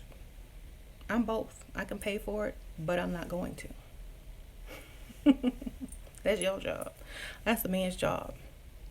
If he wants to claim me, he got to claim my bills, my luxuries, all that comes with me. If he wants to claim me for himself, he got to claim everything that comes with me. So, if you want me to be independent, I would have to be single. I am married. I will not need to pay for stuff for myself because I'm married. My husband covers that. So, sorry. Oh. Just because you can't afford to take some woman out and pay for her bills don't mean you got to be mad at me. You know, that's a red flag, ladies. If a man asks, "Are you independent?" That means, can you pay your own bills? You ain't gonna need no help from me because I'm broke. If a man asks you, "Oh, what do you do for a living?" or "Are you independent?" You know, I like independent women. That's a red flag for I don't like spending. So dismiss. Adios. Um, what time is it? Okay. So, yes. Someone says black flag roach spray. Yes, spray them roaches away. Um, I'm just being honest. This is just my opinion. A lot of people don't agree with what I'm saying, and they don't have to. This is just how I live my life and how I feel like if you want certain things in life, you can't be afraid to ask for them and demand them. You know, you can't be afraid to have those high standards if that's the life you want to live. Every woman that has what they want in life, living the grand life, did not get there by accepting broke men or mediocre men or scraps or this or that. Okay, they got to the lifestyle that they wanted, you know, by demanding and having the standards, you know, of what they wanted. Even if they made it on their own, they had standards. You know, someone might have offered them less and they didn't take it, and they held out, got a degree, and got a better job. They didn't take the scraps, you know. So these guys here on the trolls, you know, the troll stroll, I don't feel like they matter because there's nothing that they can give me, nothing I want from them, you know, nothing any woman wants from them because they don't have anything. Okay, what can you do for me? What can you give me? What can you bring to the table? You know, what can the man bring to the table? Whatever you bring, I already got, baby. Okay, what else can you bring? What can you bring that I don't have? That's what I'm asking. So, anybody on the troll list, like, y'all have no room to really talk because y'all can't do anything for a woman. Like, you can't do nothing. Like, nothing. Like, anything you can do, I can get it done myself. So why do I need you? Right? Yeah, I don't even, like,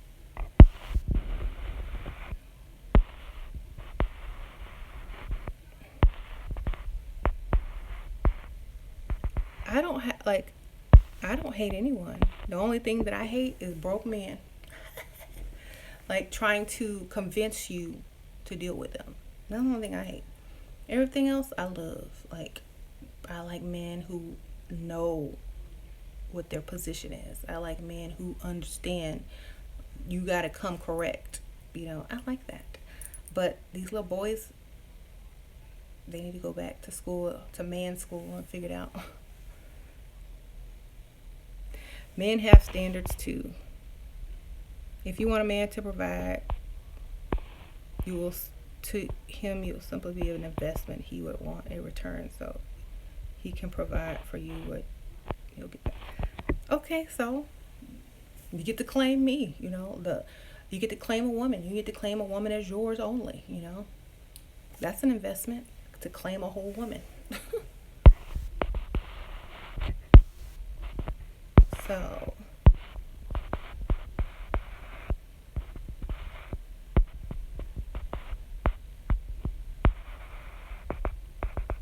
if you're in your early 30s, would it be wise to date a wealthy man that is 20 years older?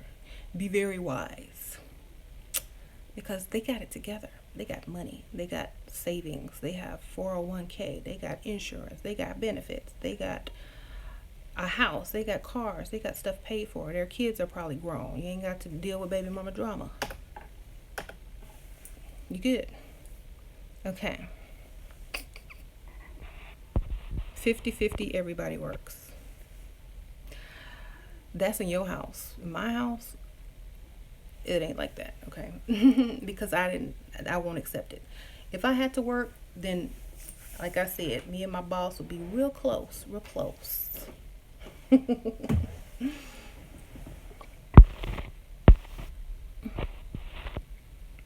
Um, I don't do 50-50 either, girl.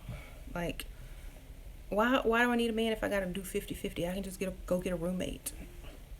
That don't make no sense. Like, oh yeah, I'm gonna be real turned on after giving you half the rent. Oh yes, that's a big turn on. I will never respect you. I will never respect a man who got his hand out. Oh, I need half the bills. Oh, no respect. I can't get turned on by you.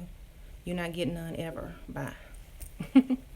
Sorry. Like, I just couldn't do it.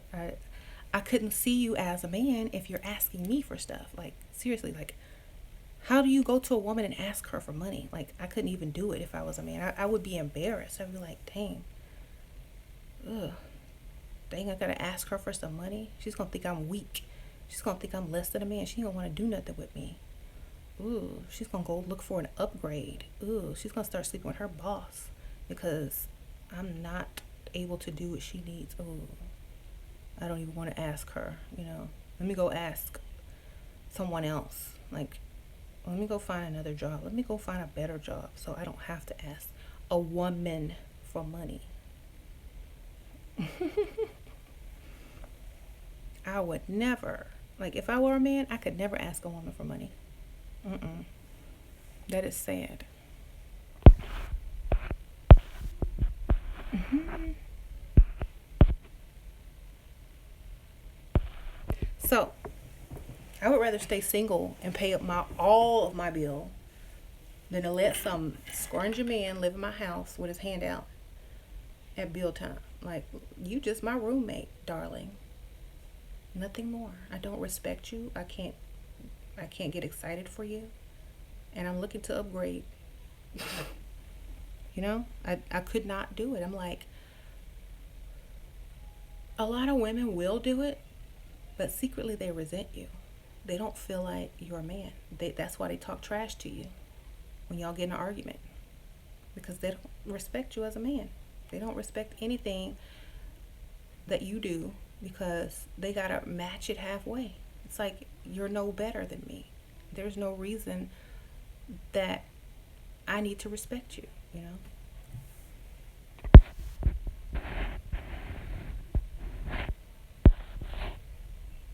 Hmm. If all you care about is money, marry a banker. Um, I told y'all it's not about money, it's about time. The luxury of time. The luxury to do with your day what you please, you know. What your man allows you to experience being provided for. That's the luxury, you know. I could be rich on my own and never have to work and just be rich, you know. And have all the time in the world and all the luxury in the world. But when a man can give that to you, you will have the utmost respect, love, appreciation, and you will actually want to do things for him. You know, out of that, the real reason women should do things for men, not because society say so, or not because I gave you half the bill money, but because you want to. And when a woman wants to do something, when a woman has passion on purpose, oh, it's 10 times better, you know, than, you know, obligation. It's 10 times better. So if y'all have never experienced, you know, having someone do things for you, or having a woman, you know, treat you right because she wants to, based on how you take care of her, you're missing out.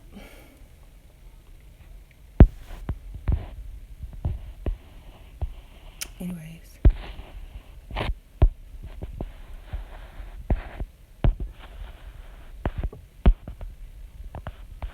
Um,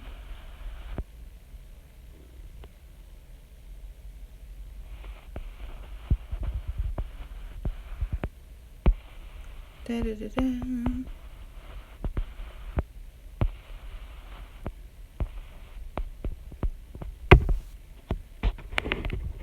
What do you think of a guy that wants you to wait till marriage for you to move in with him? Either he's very religious, or he doesn't want you to say no to his marriage proposal because he's a dirty, nasty slob. and he pees on the toilet seat, and it's gross.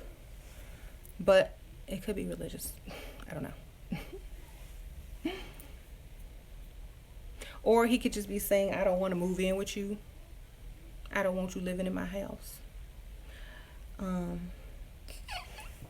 That could be a sneaky way around not letting you move in.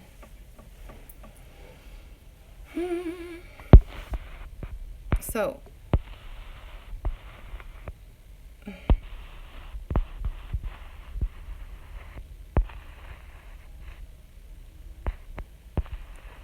evil eyes. Yes. Okay.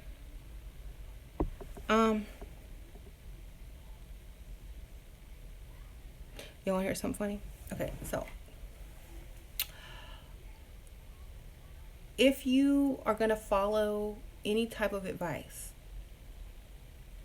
you don't have to follow anything that I've said. The only thing that you need to follow is if your relationship does not benefit you and your future generations, if your marriage does not benefit you, like if the person you plan on marrying does not benefit you, why are you doing it? Just ask yourself that question.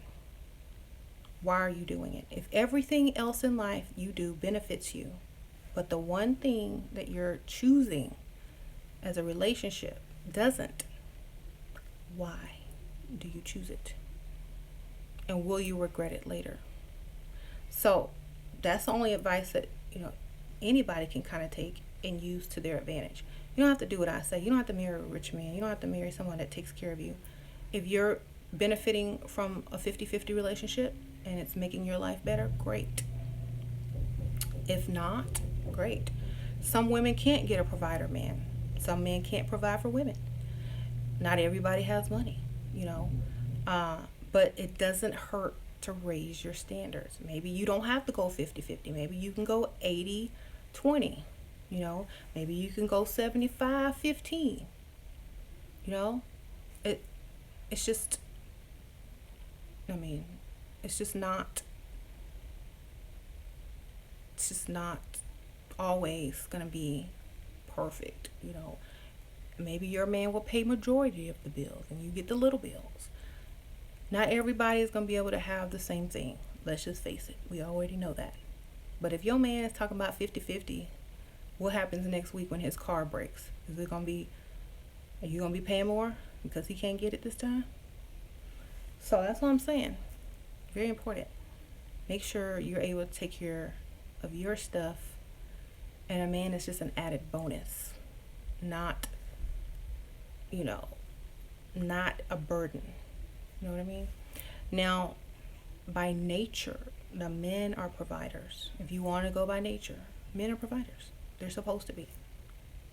And if you go against the gender roles and against nature, it's always going to backfire in some form or fashion. The kids will suffer. You will suffer. You will overwork yourself. You're going to look old before it's your time. And, chances are, most men, they get that second stride. When you hit 45 and they hit 45, it's totally different. They ready to start again. So think about it. Don't waste all your youth and life up working to help your roommate partner man, and then when his job gets higher pay, or when his career gets up and you looking all worn down from working hard and helping him, and he's got all this money saved and able to leave and go find something younger and better, you're gonna be like, I did all this work for nothing. I look haggard now. He still looks decent because he's 45 and I'm 45 and I got wrinkles, stretch marks, this, and that. But he's getting ready to go get a 20-year-old right now. With all the money he saved, all the time he worked and you paid half the bills, and all the little things that you help him do, now some other woman's going to benefit from it. And you're going to feel real stupid for going 50-50 with a man. I'm just going to tell you that. And if that's the life you want, that's the life you want. Now, you don't go 50-50 with a man and they give you everything and you benefit from it, and they leave you, still, at least you benefited. You know, you didn't have to do nothing. You're not old and haggard. You can go out and replace him, and you're not worn out. You're not tired all the time from overworking yourself and helping him. You don't feel as much resentment for him leaving you because you ain't do nothing. You ain't, you didn't work 40, 50 hours a week. So you just had a long vacation. So you got to see the difference, ladies. You got to see the difference. You can't buy into what these guys are saying. The only reason they're saying that is because the type of woman that they really want, they can't get because their standards, these women's standards are too high. So in order to get the type of women they really want, they need to have women with low standards. So they can do less. But ladies, if your husband or your boyfriend ain't helping you and you're not benefiting, don't even invest emotionally in him. Keep looking for an upgrade. You know what I'm saying? Keep your eyes open for the prize because he ain't it.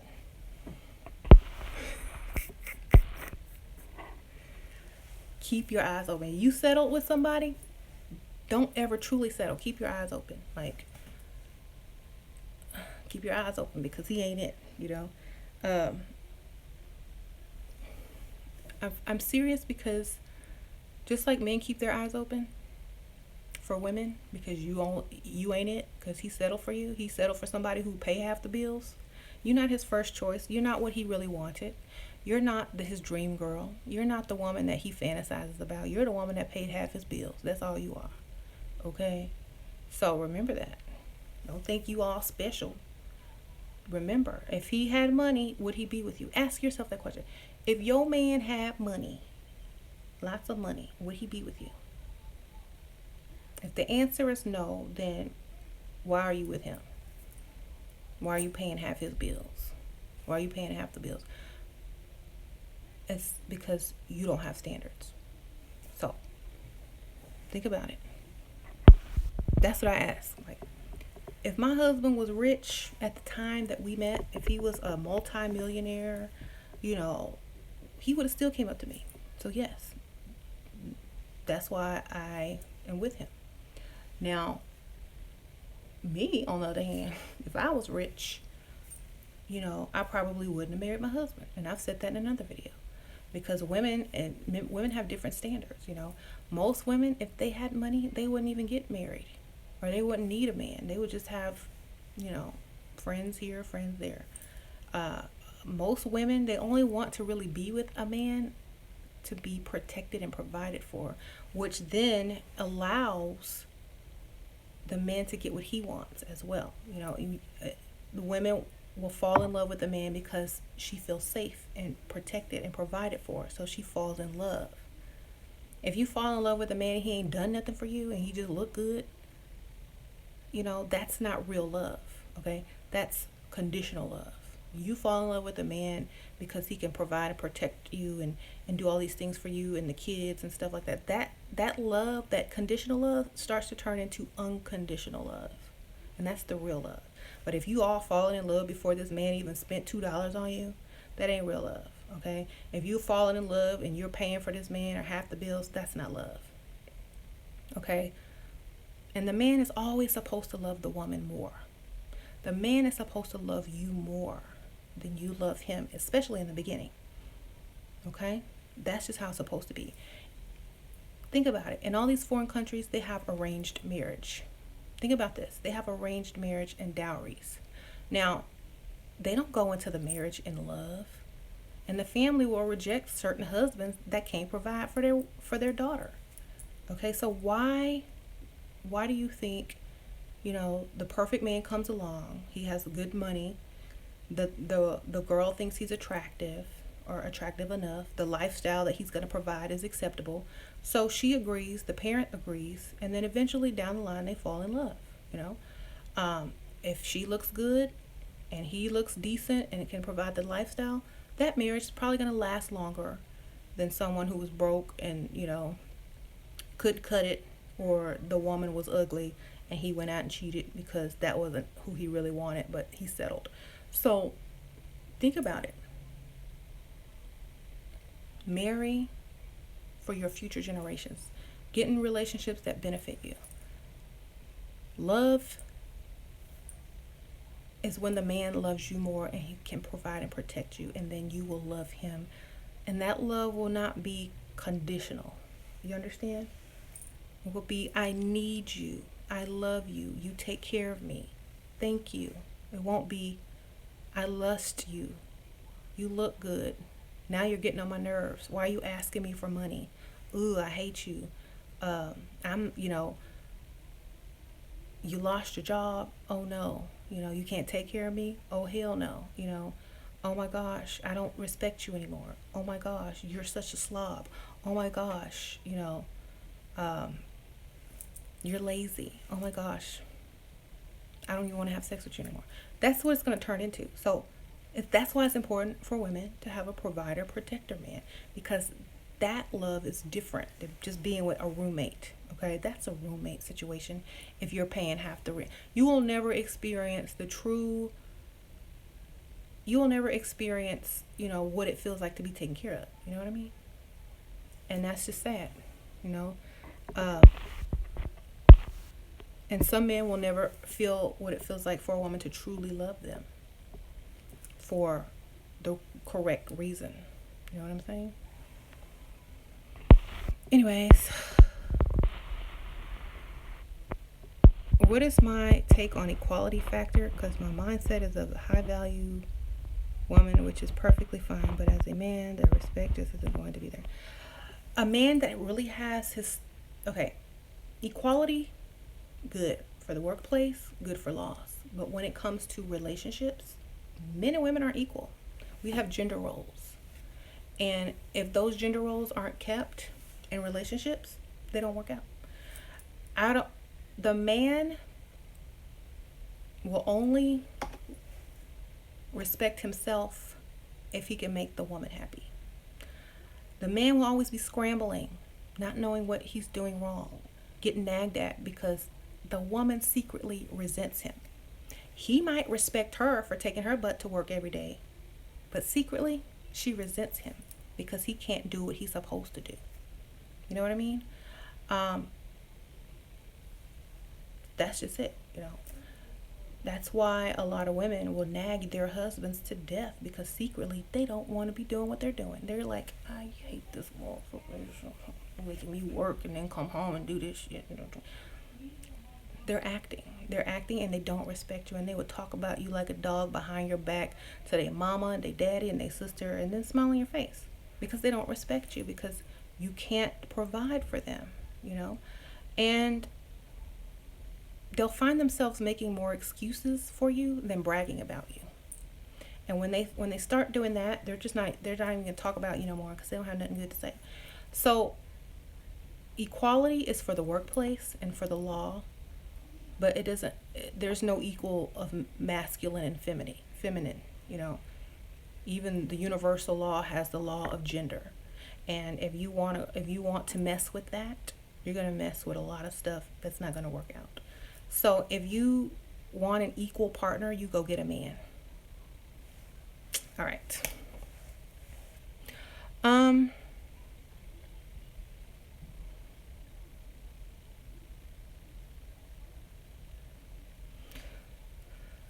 reading some of these comments. I promise you, ask any woman who's already married or who's married to someone that can't provide for them. Ask them on the side, do you 100% respect your husband even though he makes you work 50 hours a week? She's gonna say, well, I wish he could provide. I wish I didn't have to work. All the women are gonna say that. All of them, I wish I didn't have to work. I respect that he works, and keeps his job, but I don't, they're not gonna tell you that they hold him to the highest standard. They're just gonna be like, oh, well, he's good, he's all right. They're not gonna praise him like the woman who don't have to work. They're not gonna brag on him like the woman that doesn't have to work. They're not gonna give him all the credit. They're gonna give him, well, I made him who he is. I make sure that he does this and that. They're gonna be like his supervisor. If your wife works, she's your supervisor. You got to go through her to get anything. You can't just make a decision. Like 2 days ago, my husband just went out and bought a new car. He didn't have to ask me. He didn't have to tell me. He just rolled up the top down. Get in. Okay, that's the kind of man you want. You don't want a man to have to ask your permission to go on a checking account because you paying half the bills and you don't know if we can afford this and this and that. You need a man that's gonna roll up in a drop top and say, "Get in." That's the kind of man women want. They don't want somebody that's trying to struggle and not make it in life and not have ambition. They want a man who can do what they need to do, impress them, make them happy, you know. So a lot of guys, y'all can live in the fairy tale that y'all want to, but in reality, in this reality, secretly, all women want providers. I'm sorry. They just do. Okay, what does it say?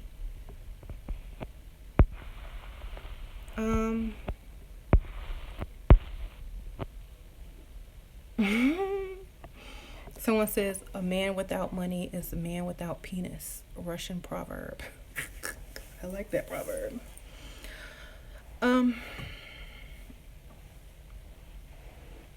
So like a man's money and a career is an extension of themselves. Okay, just like a woman's looks and femininity is an extension of themselves. You know, why do you think most guys with money want attractive women?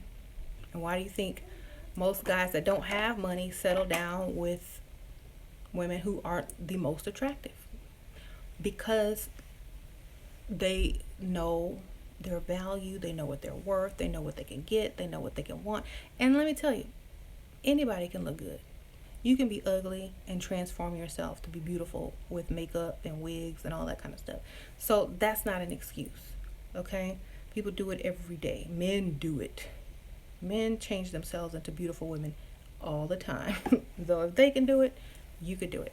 Now, I feel like a lot of guys are upset because they can't please a woman. And it has nothing to do with anything down there. It has something to do with something right here. You can't please a woman because you ain't got no money. Okay? Go out and watch a group of women. Watch who they look at. They're going to look at the men that have the money, the nice clothes, the nice car. They ain't going to be looking at other things unless they're young and they're just going for looks. They don't know any better yet. Look at the women who know what they're doing. They're going to look for men with money. They're not going to be looking for conscious dusties unless they're a dusty woman. Okay, they're not going to be looking for that. Okay, this is what you want a woman to look for, because that means she values herself high, not low. She ain't gonna take anything. That's why the rich men go for these type of women, because they have high values, which means they are valued high, which means a rich man wants them because they are of high value. Okay, they don't mess with just anything. Okay, they're not down there getting dusty. They're up here polished, looking down. Okay, they're not dusty. They're not dealing with dusty men. They don't come with dusty men problems, you know? So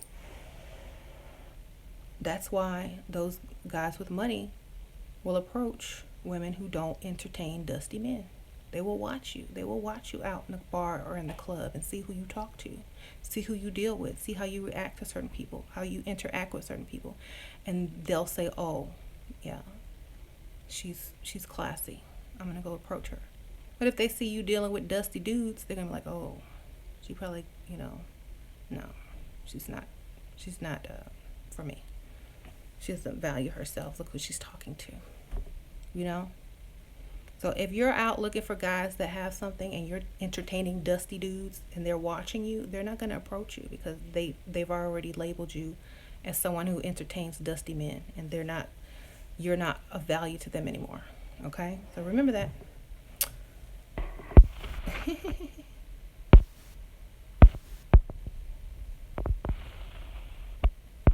Dusty men problems. Dusty women. Someone says dusty women, question mark. Y'all know who them dusty women are. Don't even act like y'all don't know who them dusty women are. My last video was about them. The dusty women that will make excuses for their men. I still got this thing on. The dusty women are the ones that will make excuses for being with broke men and how you need to help them build up and how you need to be their rock, and then once they climb up on your shoulders and hop the fence onto the next girl, you stuck with, you know. Those are the dusty women who praise men for doing nothing. Okay, those are the dusty women, the ones that enable the dusty men. Those are the dusty women. um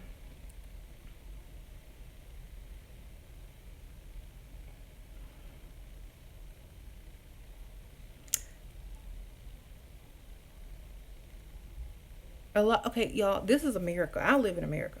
Okay, I'm in America. It's a lot different over here than it is in some countries, you know. um American women, very different. um what can I say? We're not trained as well. Our society doesn't have harsh punishments for saying what we need to say, and we can pretty much do whatever we want. So it's not such a bad thing. Um,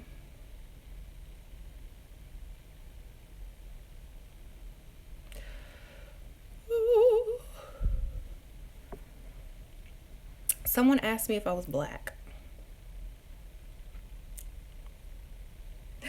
I am Caucasian woman. I am a luxurious Caucasian woman, okay? And I have a Caucasian home.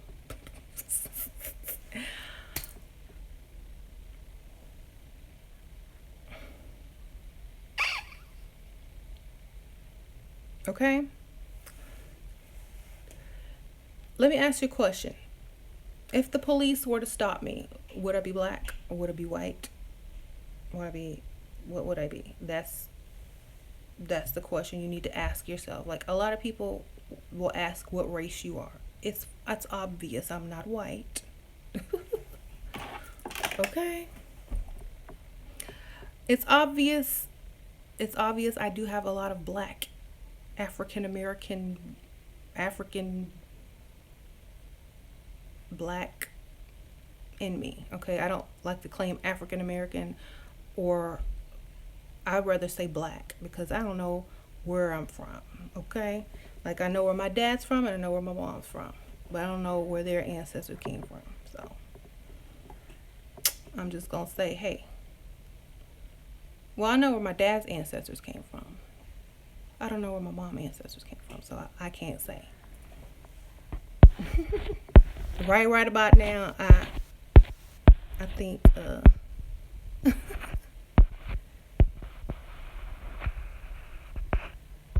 it doesn't really matter, because if I were all the way black or all the way something else, it wouldn't matter. I would still think the exact same way. Okay, a lot of these black men want black women to lift them up so they can go and jump off and then be with a mixed woman. So hey, it don't matter. I'm not gonna help you do either. Yeah.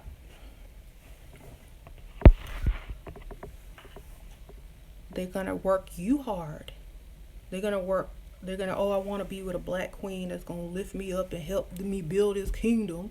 And then they're gonna kick you to the curb and come get somebody like me or Kim Kardashian or whoever. Okay?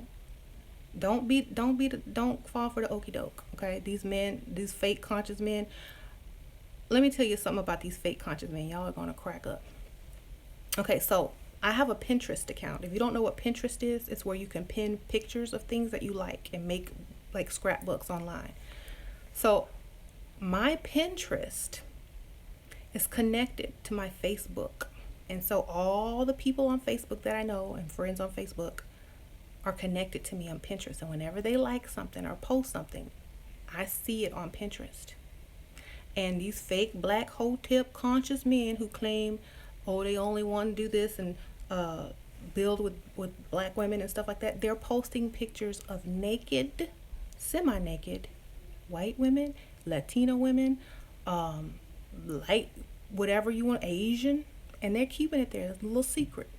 That's what they're looking at. but they want you to do all the dirty work. Now, let me tell you something.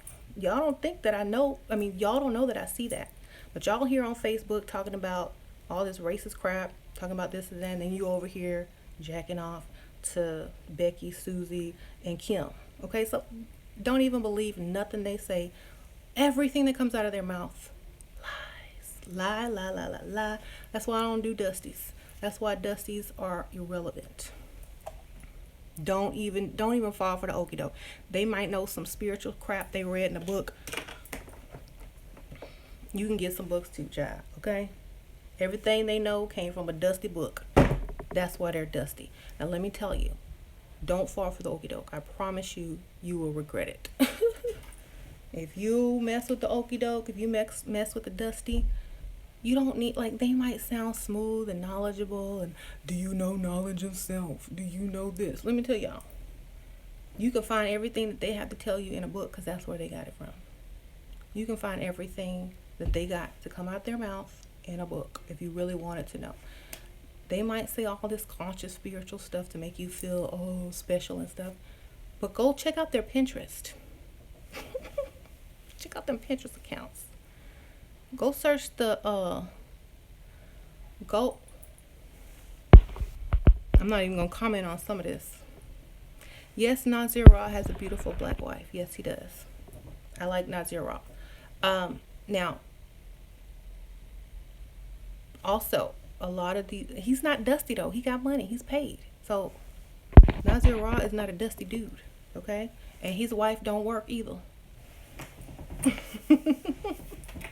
So, and he actually talks about letting your wife stay home and being a provider man. And he even gives courses on how to be a man, you know. That's what I'm saying. Okay, so anyway, maybe he's one of the very few that actually practices what he preaches. Hey, I can't knock anybody for doing that. But a lot of people don't. You know, a lot of people will not practice what they preach. They secretly have stuff stashed, hidden, you know, and do the opposite of, like, y'all remember Kanye West? He was all talking about black this, power, you know, da da da. Then he turned around and married Kim Kardashian and Jay-Z cut him off. Well, why? Because he don't practice what he preach. You know what I'm saying? He was a phony, and nobody took him seriously after he did that. Like, just, you can't say one thing and do the opposite and expect to get respect. It doesn't work that way. So, you know, and, you know, Kim Kardashian, she's cool, but I don't think Kanye West was a good fit for her. I think, you know, especially the type of music and the type of lyrics that he used to write, totally contradicting.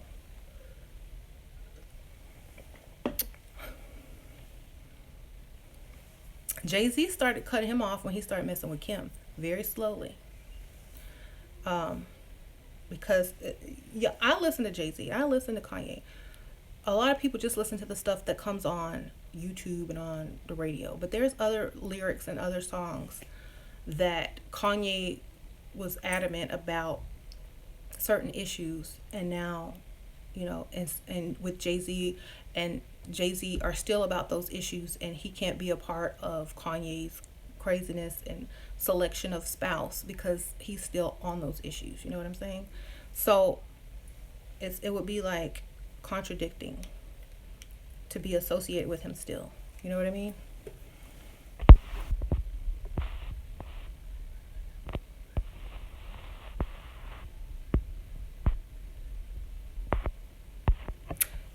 Someone says women should get paid more to actually work than men. I think so too, y'all. That would make women want to work if they got paid more than men. Then we wouldn't have no problem. I'm like, oh, I'm going to work. I don't need you. I make more. I'm gonna make more than you. They might want to work. If they started getting paid more than the man, then they will hold the power. I still wouldn't work though. I'm like, y'all can have it.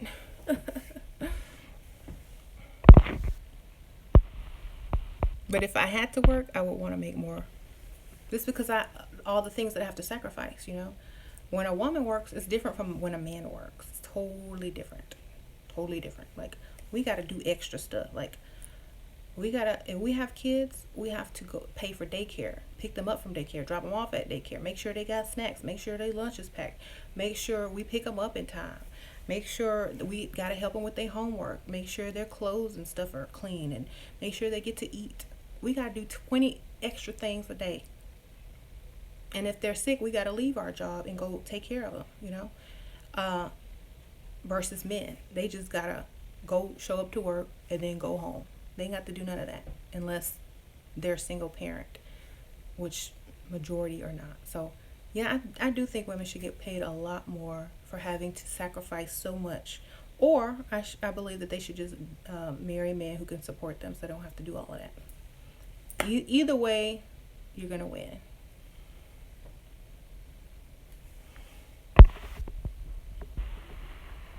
Do you like camping with flirty guy? Only if flirty guy got flirty money.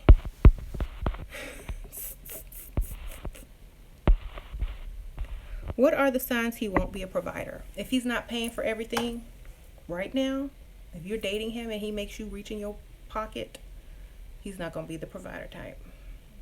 If he pays for everything, doesn't ask you for nothing, you know, always wants to help out, you know, he's probably going to be a provider. And then if you mention, oh, when I get married, I don't want to work. Look at his face. If it looks crazy, like he's not a provider. If it looks relieved and happy, provider. Okay.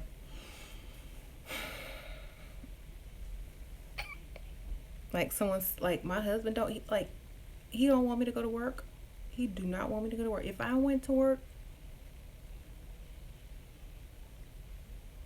he would not be happy. Okay? Not because, like when I say I would cheat on him with the boss, that was a joke, but he wouldn't want me to go to work because it would put a pressure and strain on the entire family. Like, the kids, they would suffer. He would suffer because I'd be cussing everybody out when I got home.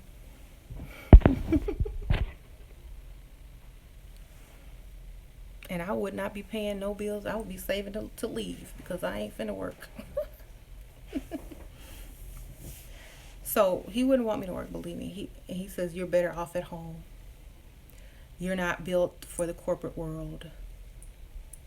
I say, no, I'm not.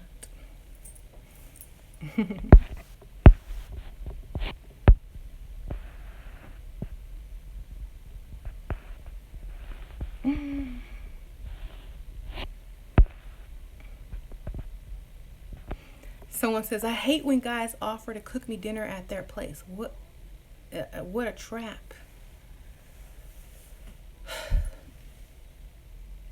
Like, that's a red flag. Don't even show up. Just be like, wait till the last minute till he cooked everything and be like, oh, I got invited out to dinner by my friend. So can I take a rain check? Say I got invited out for dinner. So can we take a rain check? Right? I look Indian, but I sound black. I could have some Indian in me, some Indian, from India. I believe I might have been Indian in a former life, and perhaps my cellular DNA is reflecting it. Plus, yeah, we got a lot of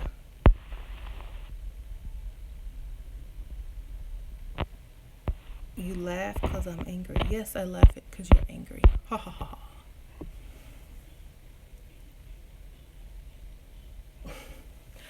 I laugh because it's funny to me.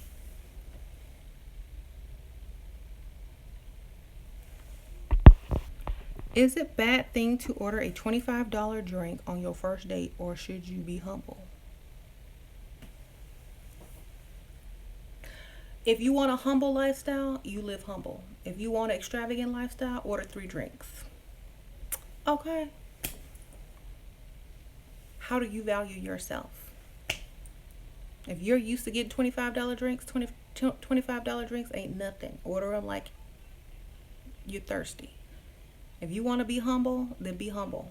Like I wouldn't, because when you go out, they asked you out. They invited you out. They gonna pay for you. You need to be comfortable. You need to be happy. If you order a $25 drink, drink it up and order another one. Drink it up and order another one. They should be able to pay for it if they asked you out to a place that serves $25 drinks. Okay? For me, I would go ahead and order the drinks, girl. Life is too short to be humble.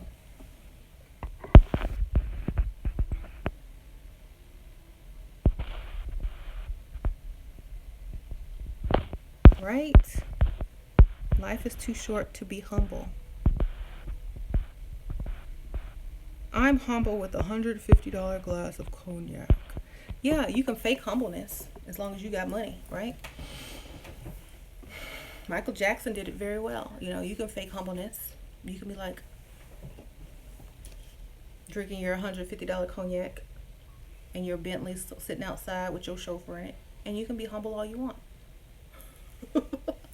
Because it don't matter then. You're not losing anything by being humble. If you're losing by being humble, then it matters, okay? So if you're going to lose because you're humble, then you're working it in reverse. You're only supposed to be humble when you have something to gain from other people that you don't already have. You know what I'm saying? So if you're going to be rich and you're going to be humble, like I'm humble, I'm drinking my water, so people don't call you stuck up, snobby, whatever, that's fine. They're going to call you that anyway. Not in your face, though. And someone says, never worship money. Yeah, I don't worship money. I worship the luxury that money brings. Like, I like my time. I like how my kids are benefiting from it. I don't worship money itself. Money is a tool. Money is energy. Do you worship energy? You need it to live. You need it to function. You need it to survive. I feel like the more energy that you have, the more you can do, the more you can accomplish, the more you can do in life, the more you can branch out, the more people you can help. If I were just materialistic for bad reasons or greedy reasons, like, oh, I want to get plastic surgery, oh, I want to get boobs and done, I want to get a this and this and that, oh, I want to get this type of car, oh, I want to go travel and this. If I was greedy for that reason, yes, that would be different. But me wanting a good life for my family and kids is not a bad reason to want a man who can provide. Okay, it's just not. It's normal. That is normal. So guys don't think like women do in the future. They just want to grab some woman they can stick themselves in. I don't want to say because we're on YouTube. Get off and eat. They don't think about the children they have to raise, the type of schools these kids are going to have to go to, living in the bad part of town and things like that. They don't think about that when they pick a woman. That's our job. That's why we get to choose the men. Men don't choose women. We choose the men. Okay? So the next time you're on a date and your date is showing signs of cheapness, brokenness, unawareness, let that be the last date, because they're not going to benefit you or your future kids or anything. They're not.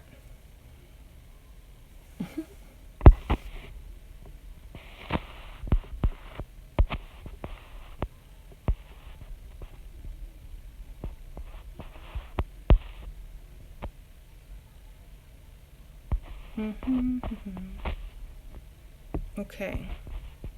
Someone says their boyfriend, you've been dating for almost 4 years now. Boyfriend talks about future together, but I'm sure he is not asking me out anytime soon. My parents are trying to get me married to this engineer who ain't rich. Who ain't rich? Okay, so if whatever type of engineer they are, I mean, are they young engineers? Did they just come out of school? Because they can start to make money, but will they want you after they start making money? That's the problem. Um, why don't you go find your own man? Like, go get on a website. Get on a website for wealthy men and go find one, or go find someone that you're attracted to. Don't waste your time with somebody you've been dating for 4 years and he ever asked you something. That's too long. You're wasting your youth. By the time you figure out what you want, you're going to be old, wrinkly, and nobody's going to want to deal with you. And you're going to wonder why. Go and do it now. Stop waiting for other people to do stuff. Stop waiting for other people to introduce you. Stop waiting for this dude to commit. Go and find somebody. You know what I'm saying? It's easy. You just put yourself out there and don't be afraid and just have high standards. And then once someone meets them, bam, it's done. You have to know what you want before it can come to you. You know what I'm saying? If you don't know what you want, how can it come to you? How will you recognize it?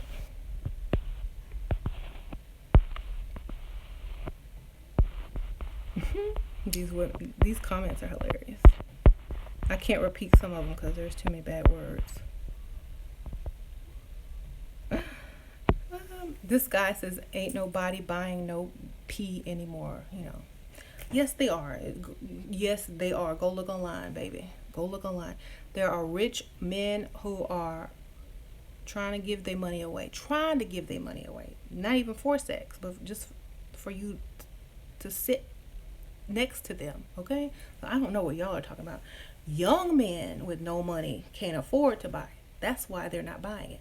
But these old men who got all this money stacked up, waiting on a young tender to come along so they could throw the cash at them. There's plenty of those out there. Like plenty. Like so many. Like y'all don't even understand because y'all are not, y'all aren't women. Y'all don't know. All these type of guys are always in people's inboxes. They're on dating sites. They're on all these sites and they're trying to give people money. Just here's some money. Y'all got it in reverse. Y'all don't understand. A woman can live good single because there's men out there who will pay for her to go out with them, or to go to the movies with them, or to sit and talk to them on the phone or whatever like that. There's sites out there with these guys looking for women just to talk to them. And they pay them like $200 to meet them out for a drink. Just a drink. They put in their PayPal account. Just bam, come have a drink with me. I'm so lonely. I'm so old. Please help me. I was done when I was young. I never got married. But now I got all this money to spend, so let me spend it on a woman. Eventually, you're going to start spending your money on women when you get old and you don't have anybody. You're going to spend it on a woman. You might not be spending it now, but when you get old, you will be. You're going to be looking for somebody young. You're going to have all this money saved up, maybe if you did well in life or got your Social Security check. And you're going to give it away. Don't worry about it. You're going to give it to somebody.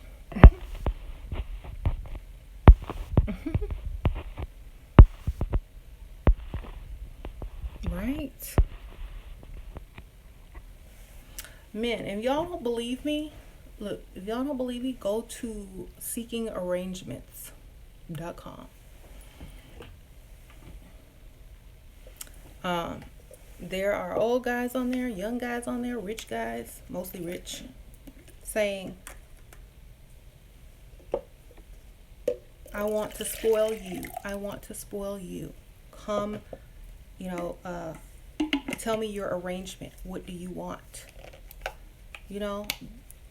Y'all think women are desperate. We have so many options, y'all. It's pathetic that y'all think that we want broke men. There's too many options out there.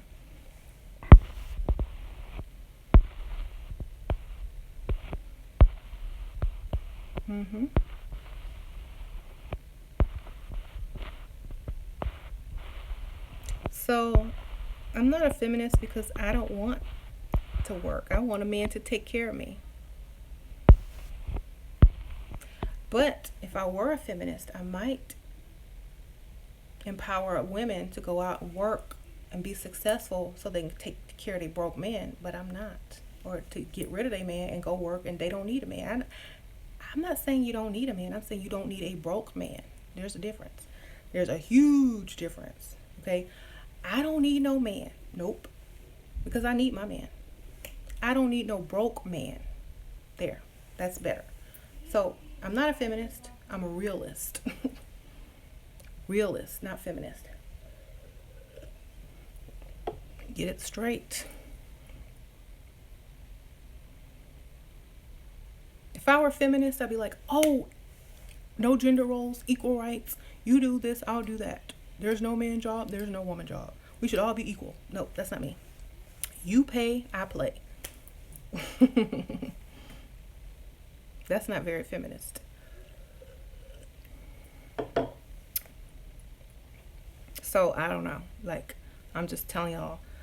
I think I've been on here too long, and I think I'm about to wrap it up. Because it's been a while.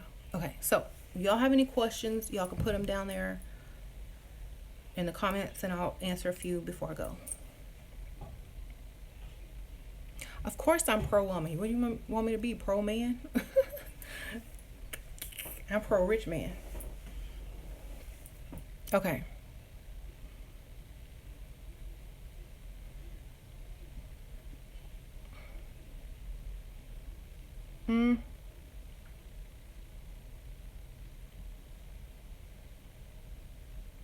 My bag? Oh.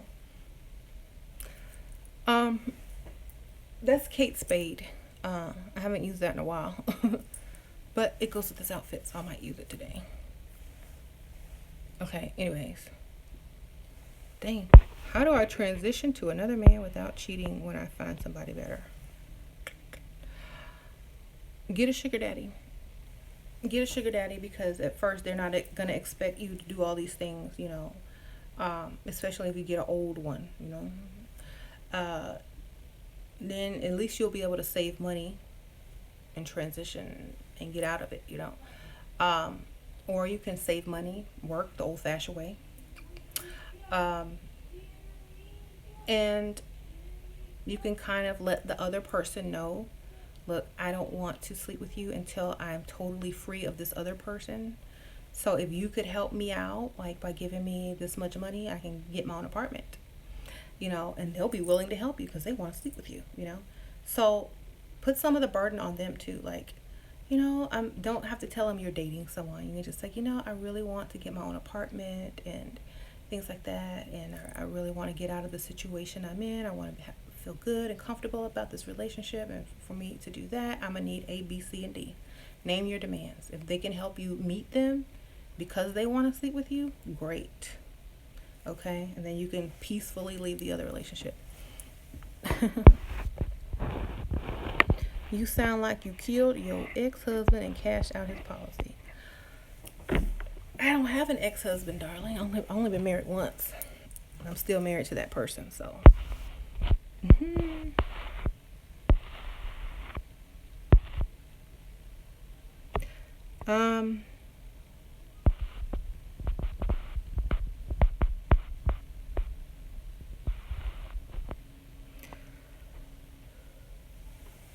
Self-love starts with standards.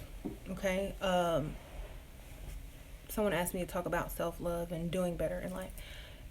If you love yourself and you have high standards and you only give yourself the best and you only eat at the best restaurants and you only, you know, wear the nicest clothes, any man that approaches you is going to have to come equally correct. They're going to have to be able to impress you by taking you to the best places, taking you to the nicest restaurants, you know, not offering you less than what you already have giving yourself.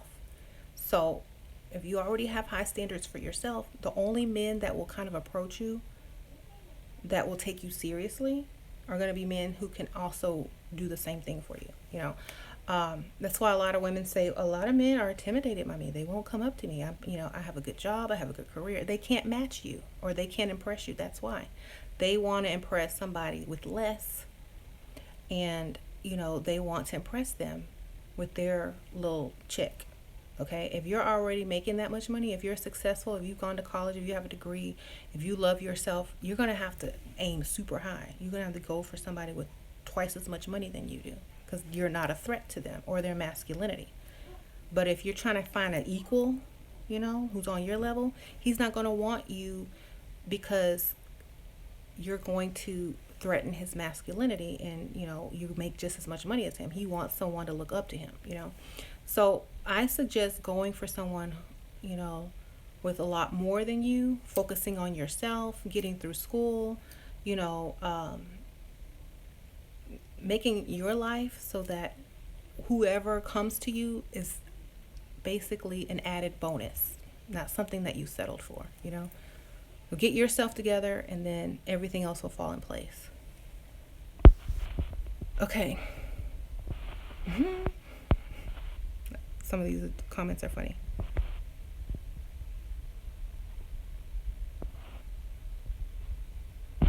Okay, I'm not reading broke man comments because no one cares. Like, seriously, nobody cares. The most ignored person are broke men. Like, we don't care what y'all think, because no one's gonna listen to you. They're gonna talk over you in a conversation. You'll be in the middle of a sentence, and somebody more important with more money will start talking, and they will over talk you, and people will listen to them because they can't learn nothing from you. They're not impressed by you.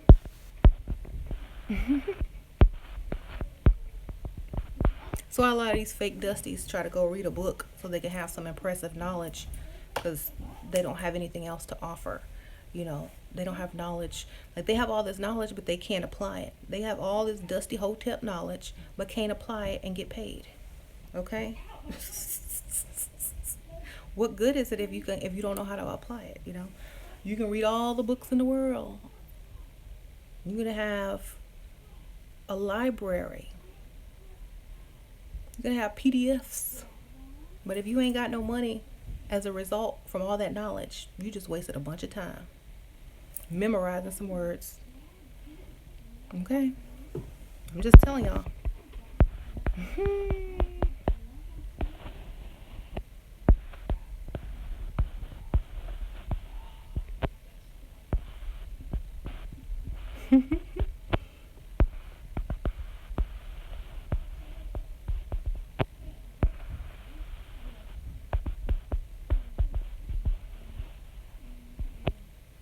Your grandmothers must be proud. My grandma is proud right now. Yes, she is. I believe my grandma is proud because, she worked very hard. My grandma had 9 kids, but she had a man. She had a husband who made lots of money. Not enough for 9 kids, but he was like, he still made a lot of money. So, me and my grandma, we just alike. She made sure she got what she needed.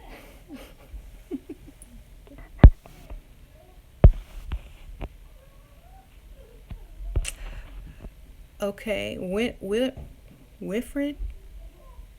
She says, my husband just agreed to let me be a stay-at-home wife. Yes. See, if you had never asked or demanded, you would have never got it. Ask for what you want. Congratulations. You ain't got to work no more.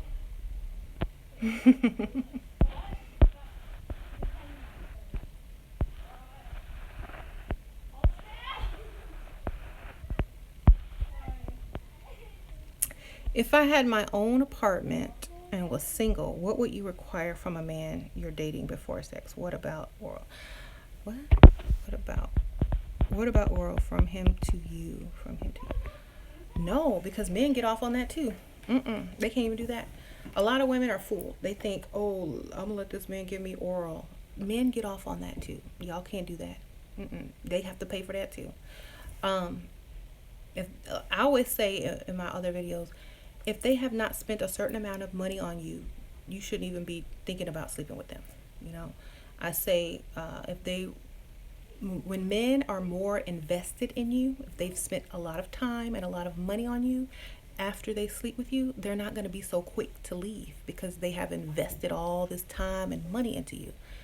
You know, they're going to be like, dang, I spent $2,000 or $150 on our first date. And, you know, every date that we've been on, I've spent over $75 to $100. I've invested at least $1,000 in this girl, and I've spent a lot of time with her, and she's kind of cool, and I really want to sleep with her, but you know, da da da da, she won't let me. And then when you finally let him, he's going to be so appreciative of it and so invested in it.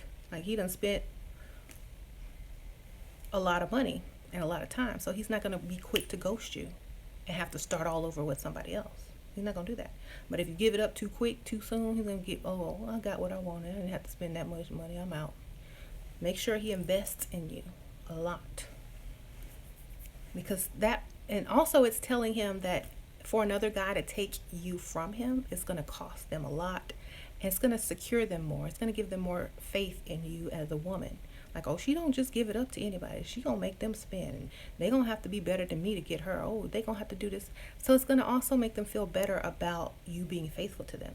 Because once they get you, after all this work, they ain't going to want to give you up to somebody else that's going to get it real quick. And they had to sit there and work 3 months or 2 months or 1 month, however long you made them wait for this and pay. They're not going to do that. Because they've invested in you. If you give it up quick and let them do all that other stuff, they're going to be like, I done got what I want. Let me go see what else is out there. Okay? So make them wait, make them pay. Think about this. Whenever somebody gives you something for free, you don't value it. You just throw it and toss it around. As soon as you start paying for something and got notes on the car, you keep it clean, you keep it waxed, you make sure you putting the right gas in it.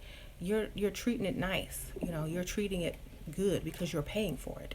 But if somebody gave you a free car, you wouldn't care. You park anywhere, ding it up, not wash it, do all this kind of stuff, and be like, oh well, I don't care. I'll put the cheap gas in.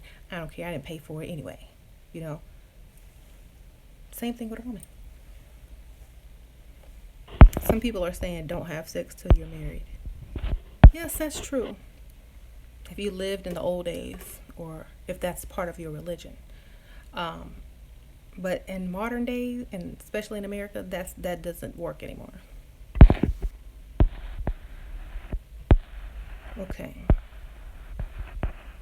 Gender segregation is the key.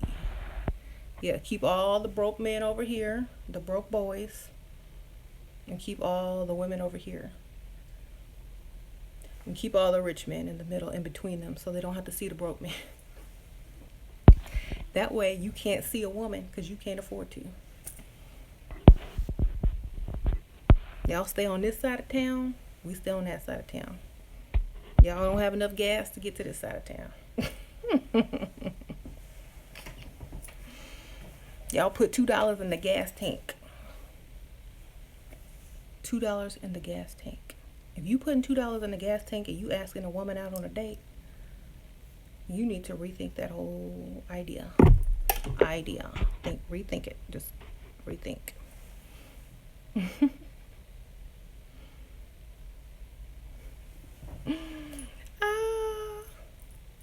I'm sorry. Like, if a woman can make a lot of money, more than you, but you're upset at her because she wants you to pay for her, to me that means you need to be doing better, because she already thinks that you're supposed to be doing better. So why aren't you doing better? You know what I'm saying?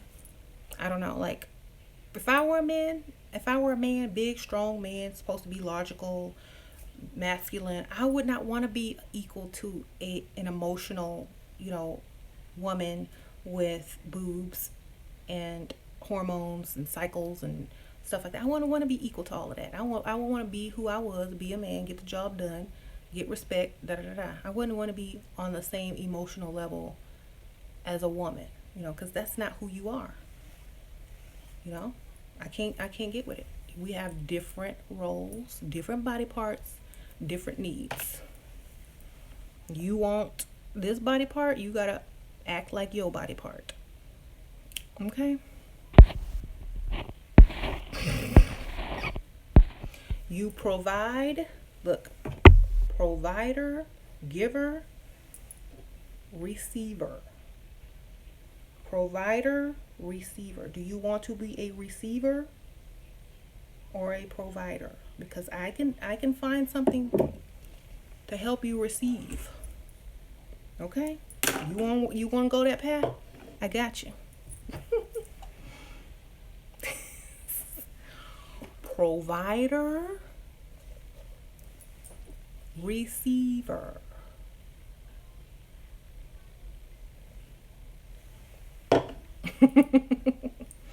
Let me show y'all 50-50. 50-50. Nothing. You gets none. Okay? 50-50.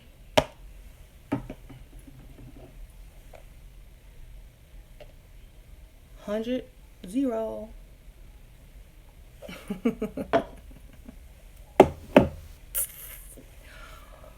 So, now that I've given that demonstration, you understand, okay? Because if you asking me for something, if you asking to receive anything from me, you're going to have to receive it in every aspect. Every aspect.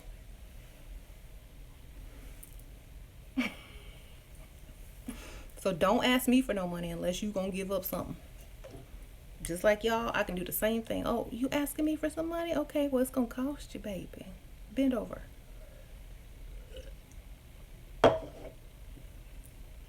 You want something from me? I need something from you.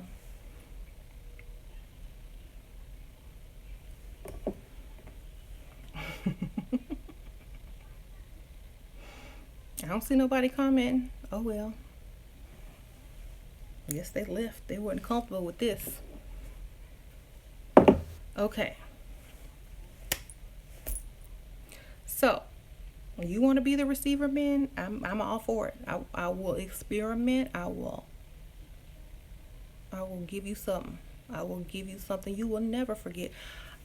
I will, I feel like some men want to experience what it feels like to be a woman, and I think we can work that out. Don't get used to it because it's a one-time thing.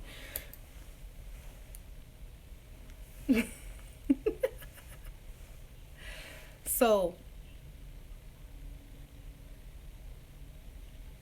honestly, if I were single and some guy came at me talking about 50-50 and I told him that, like, I'm sorry, I don't do 50-50.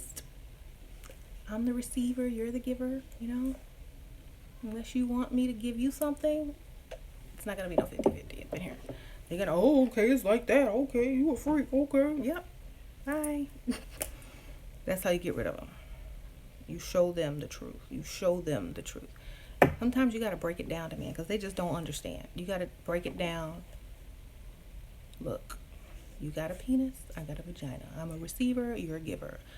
I'm the socket, you the plug. I supply your energy, I supply your life, I supply everything you need. Without me, there will be no reason for you. Get it together. Without the socket, you don't need a plug, baby. You are created for me, not the other way around. You're supposed to go out and do what I need you to do. It's true.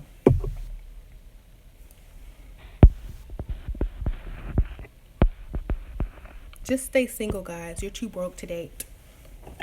Stay single. You're too broke to date. Your ambition is so low, you will never get enough money to please a woman. So, invest in some lotion and some good movies because you can't afford a real woman. No. You got this all you can. That's it. That's all you got. This smells good. That's all you can get. Now, if you love yourself, get you some good lotion. Lubriderm. Don't get that dollar store lotion. You can get some rash. Bruh. Somebody said bra. Stay single, guys. You don't want anything. You don't want You don't want a wife or kids. You don't want any of that. You know, it's no good for you. It's a scam, you know. It's a scam. Don't do it. Save your 4-figure salary.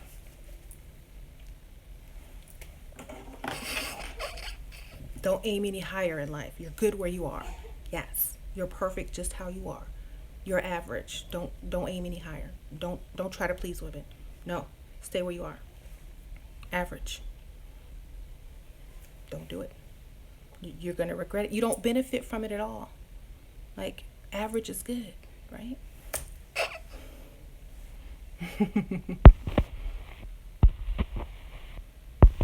Think about this, guys. If a woman didn't push you to be the best you could be, you would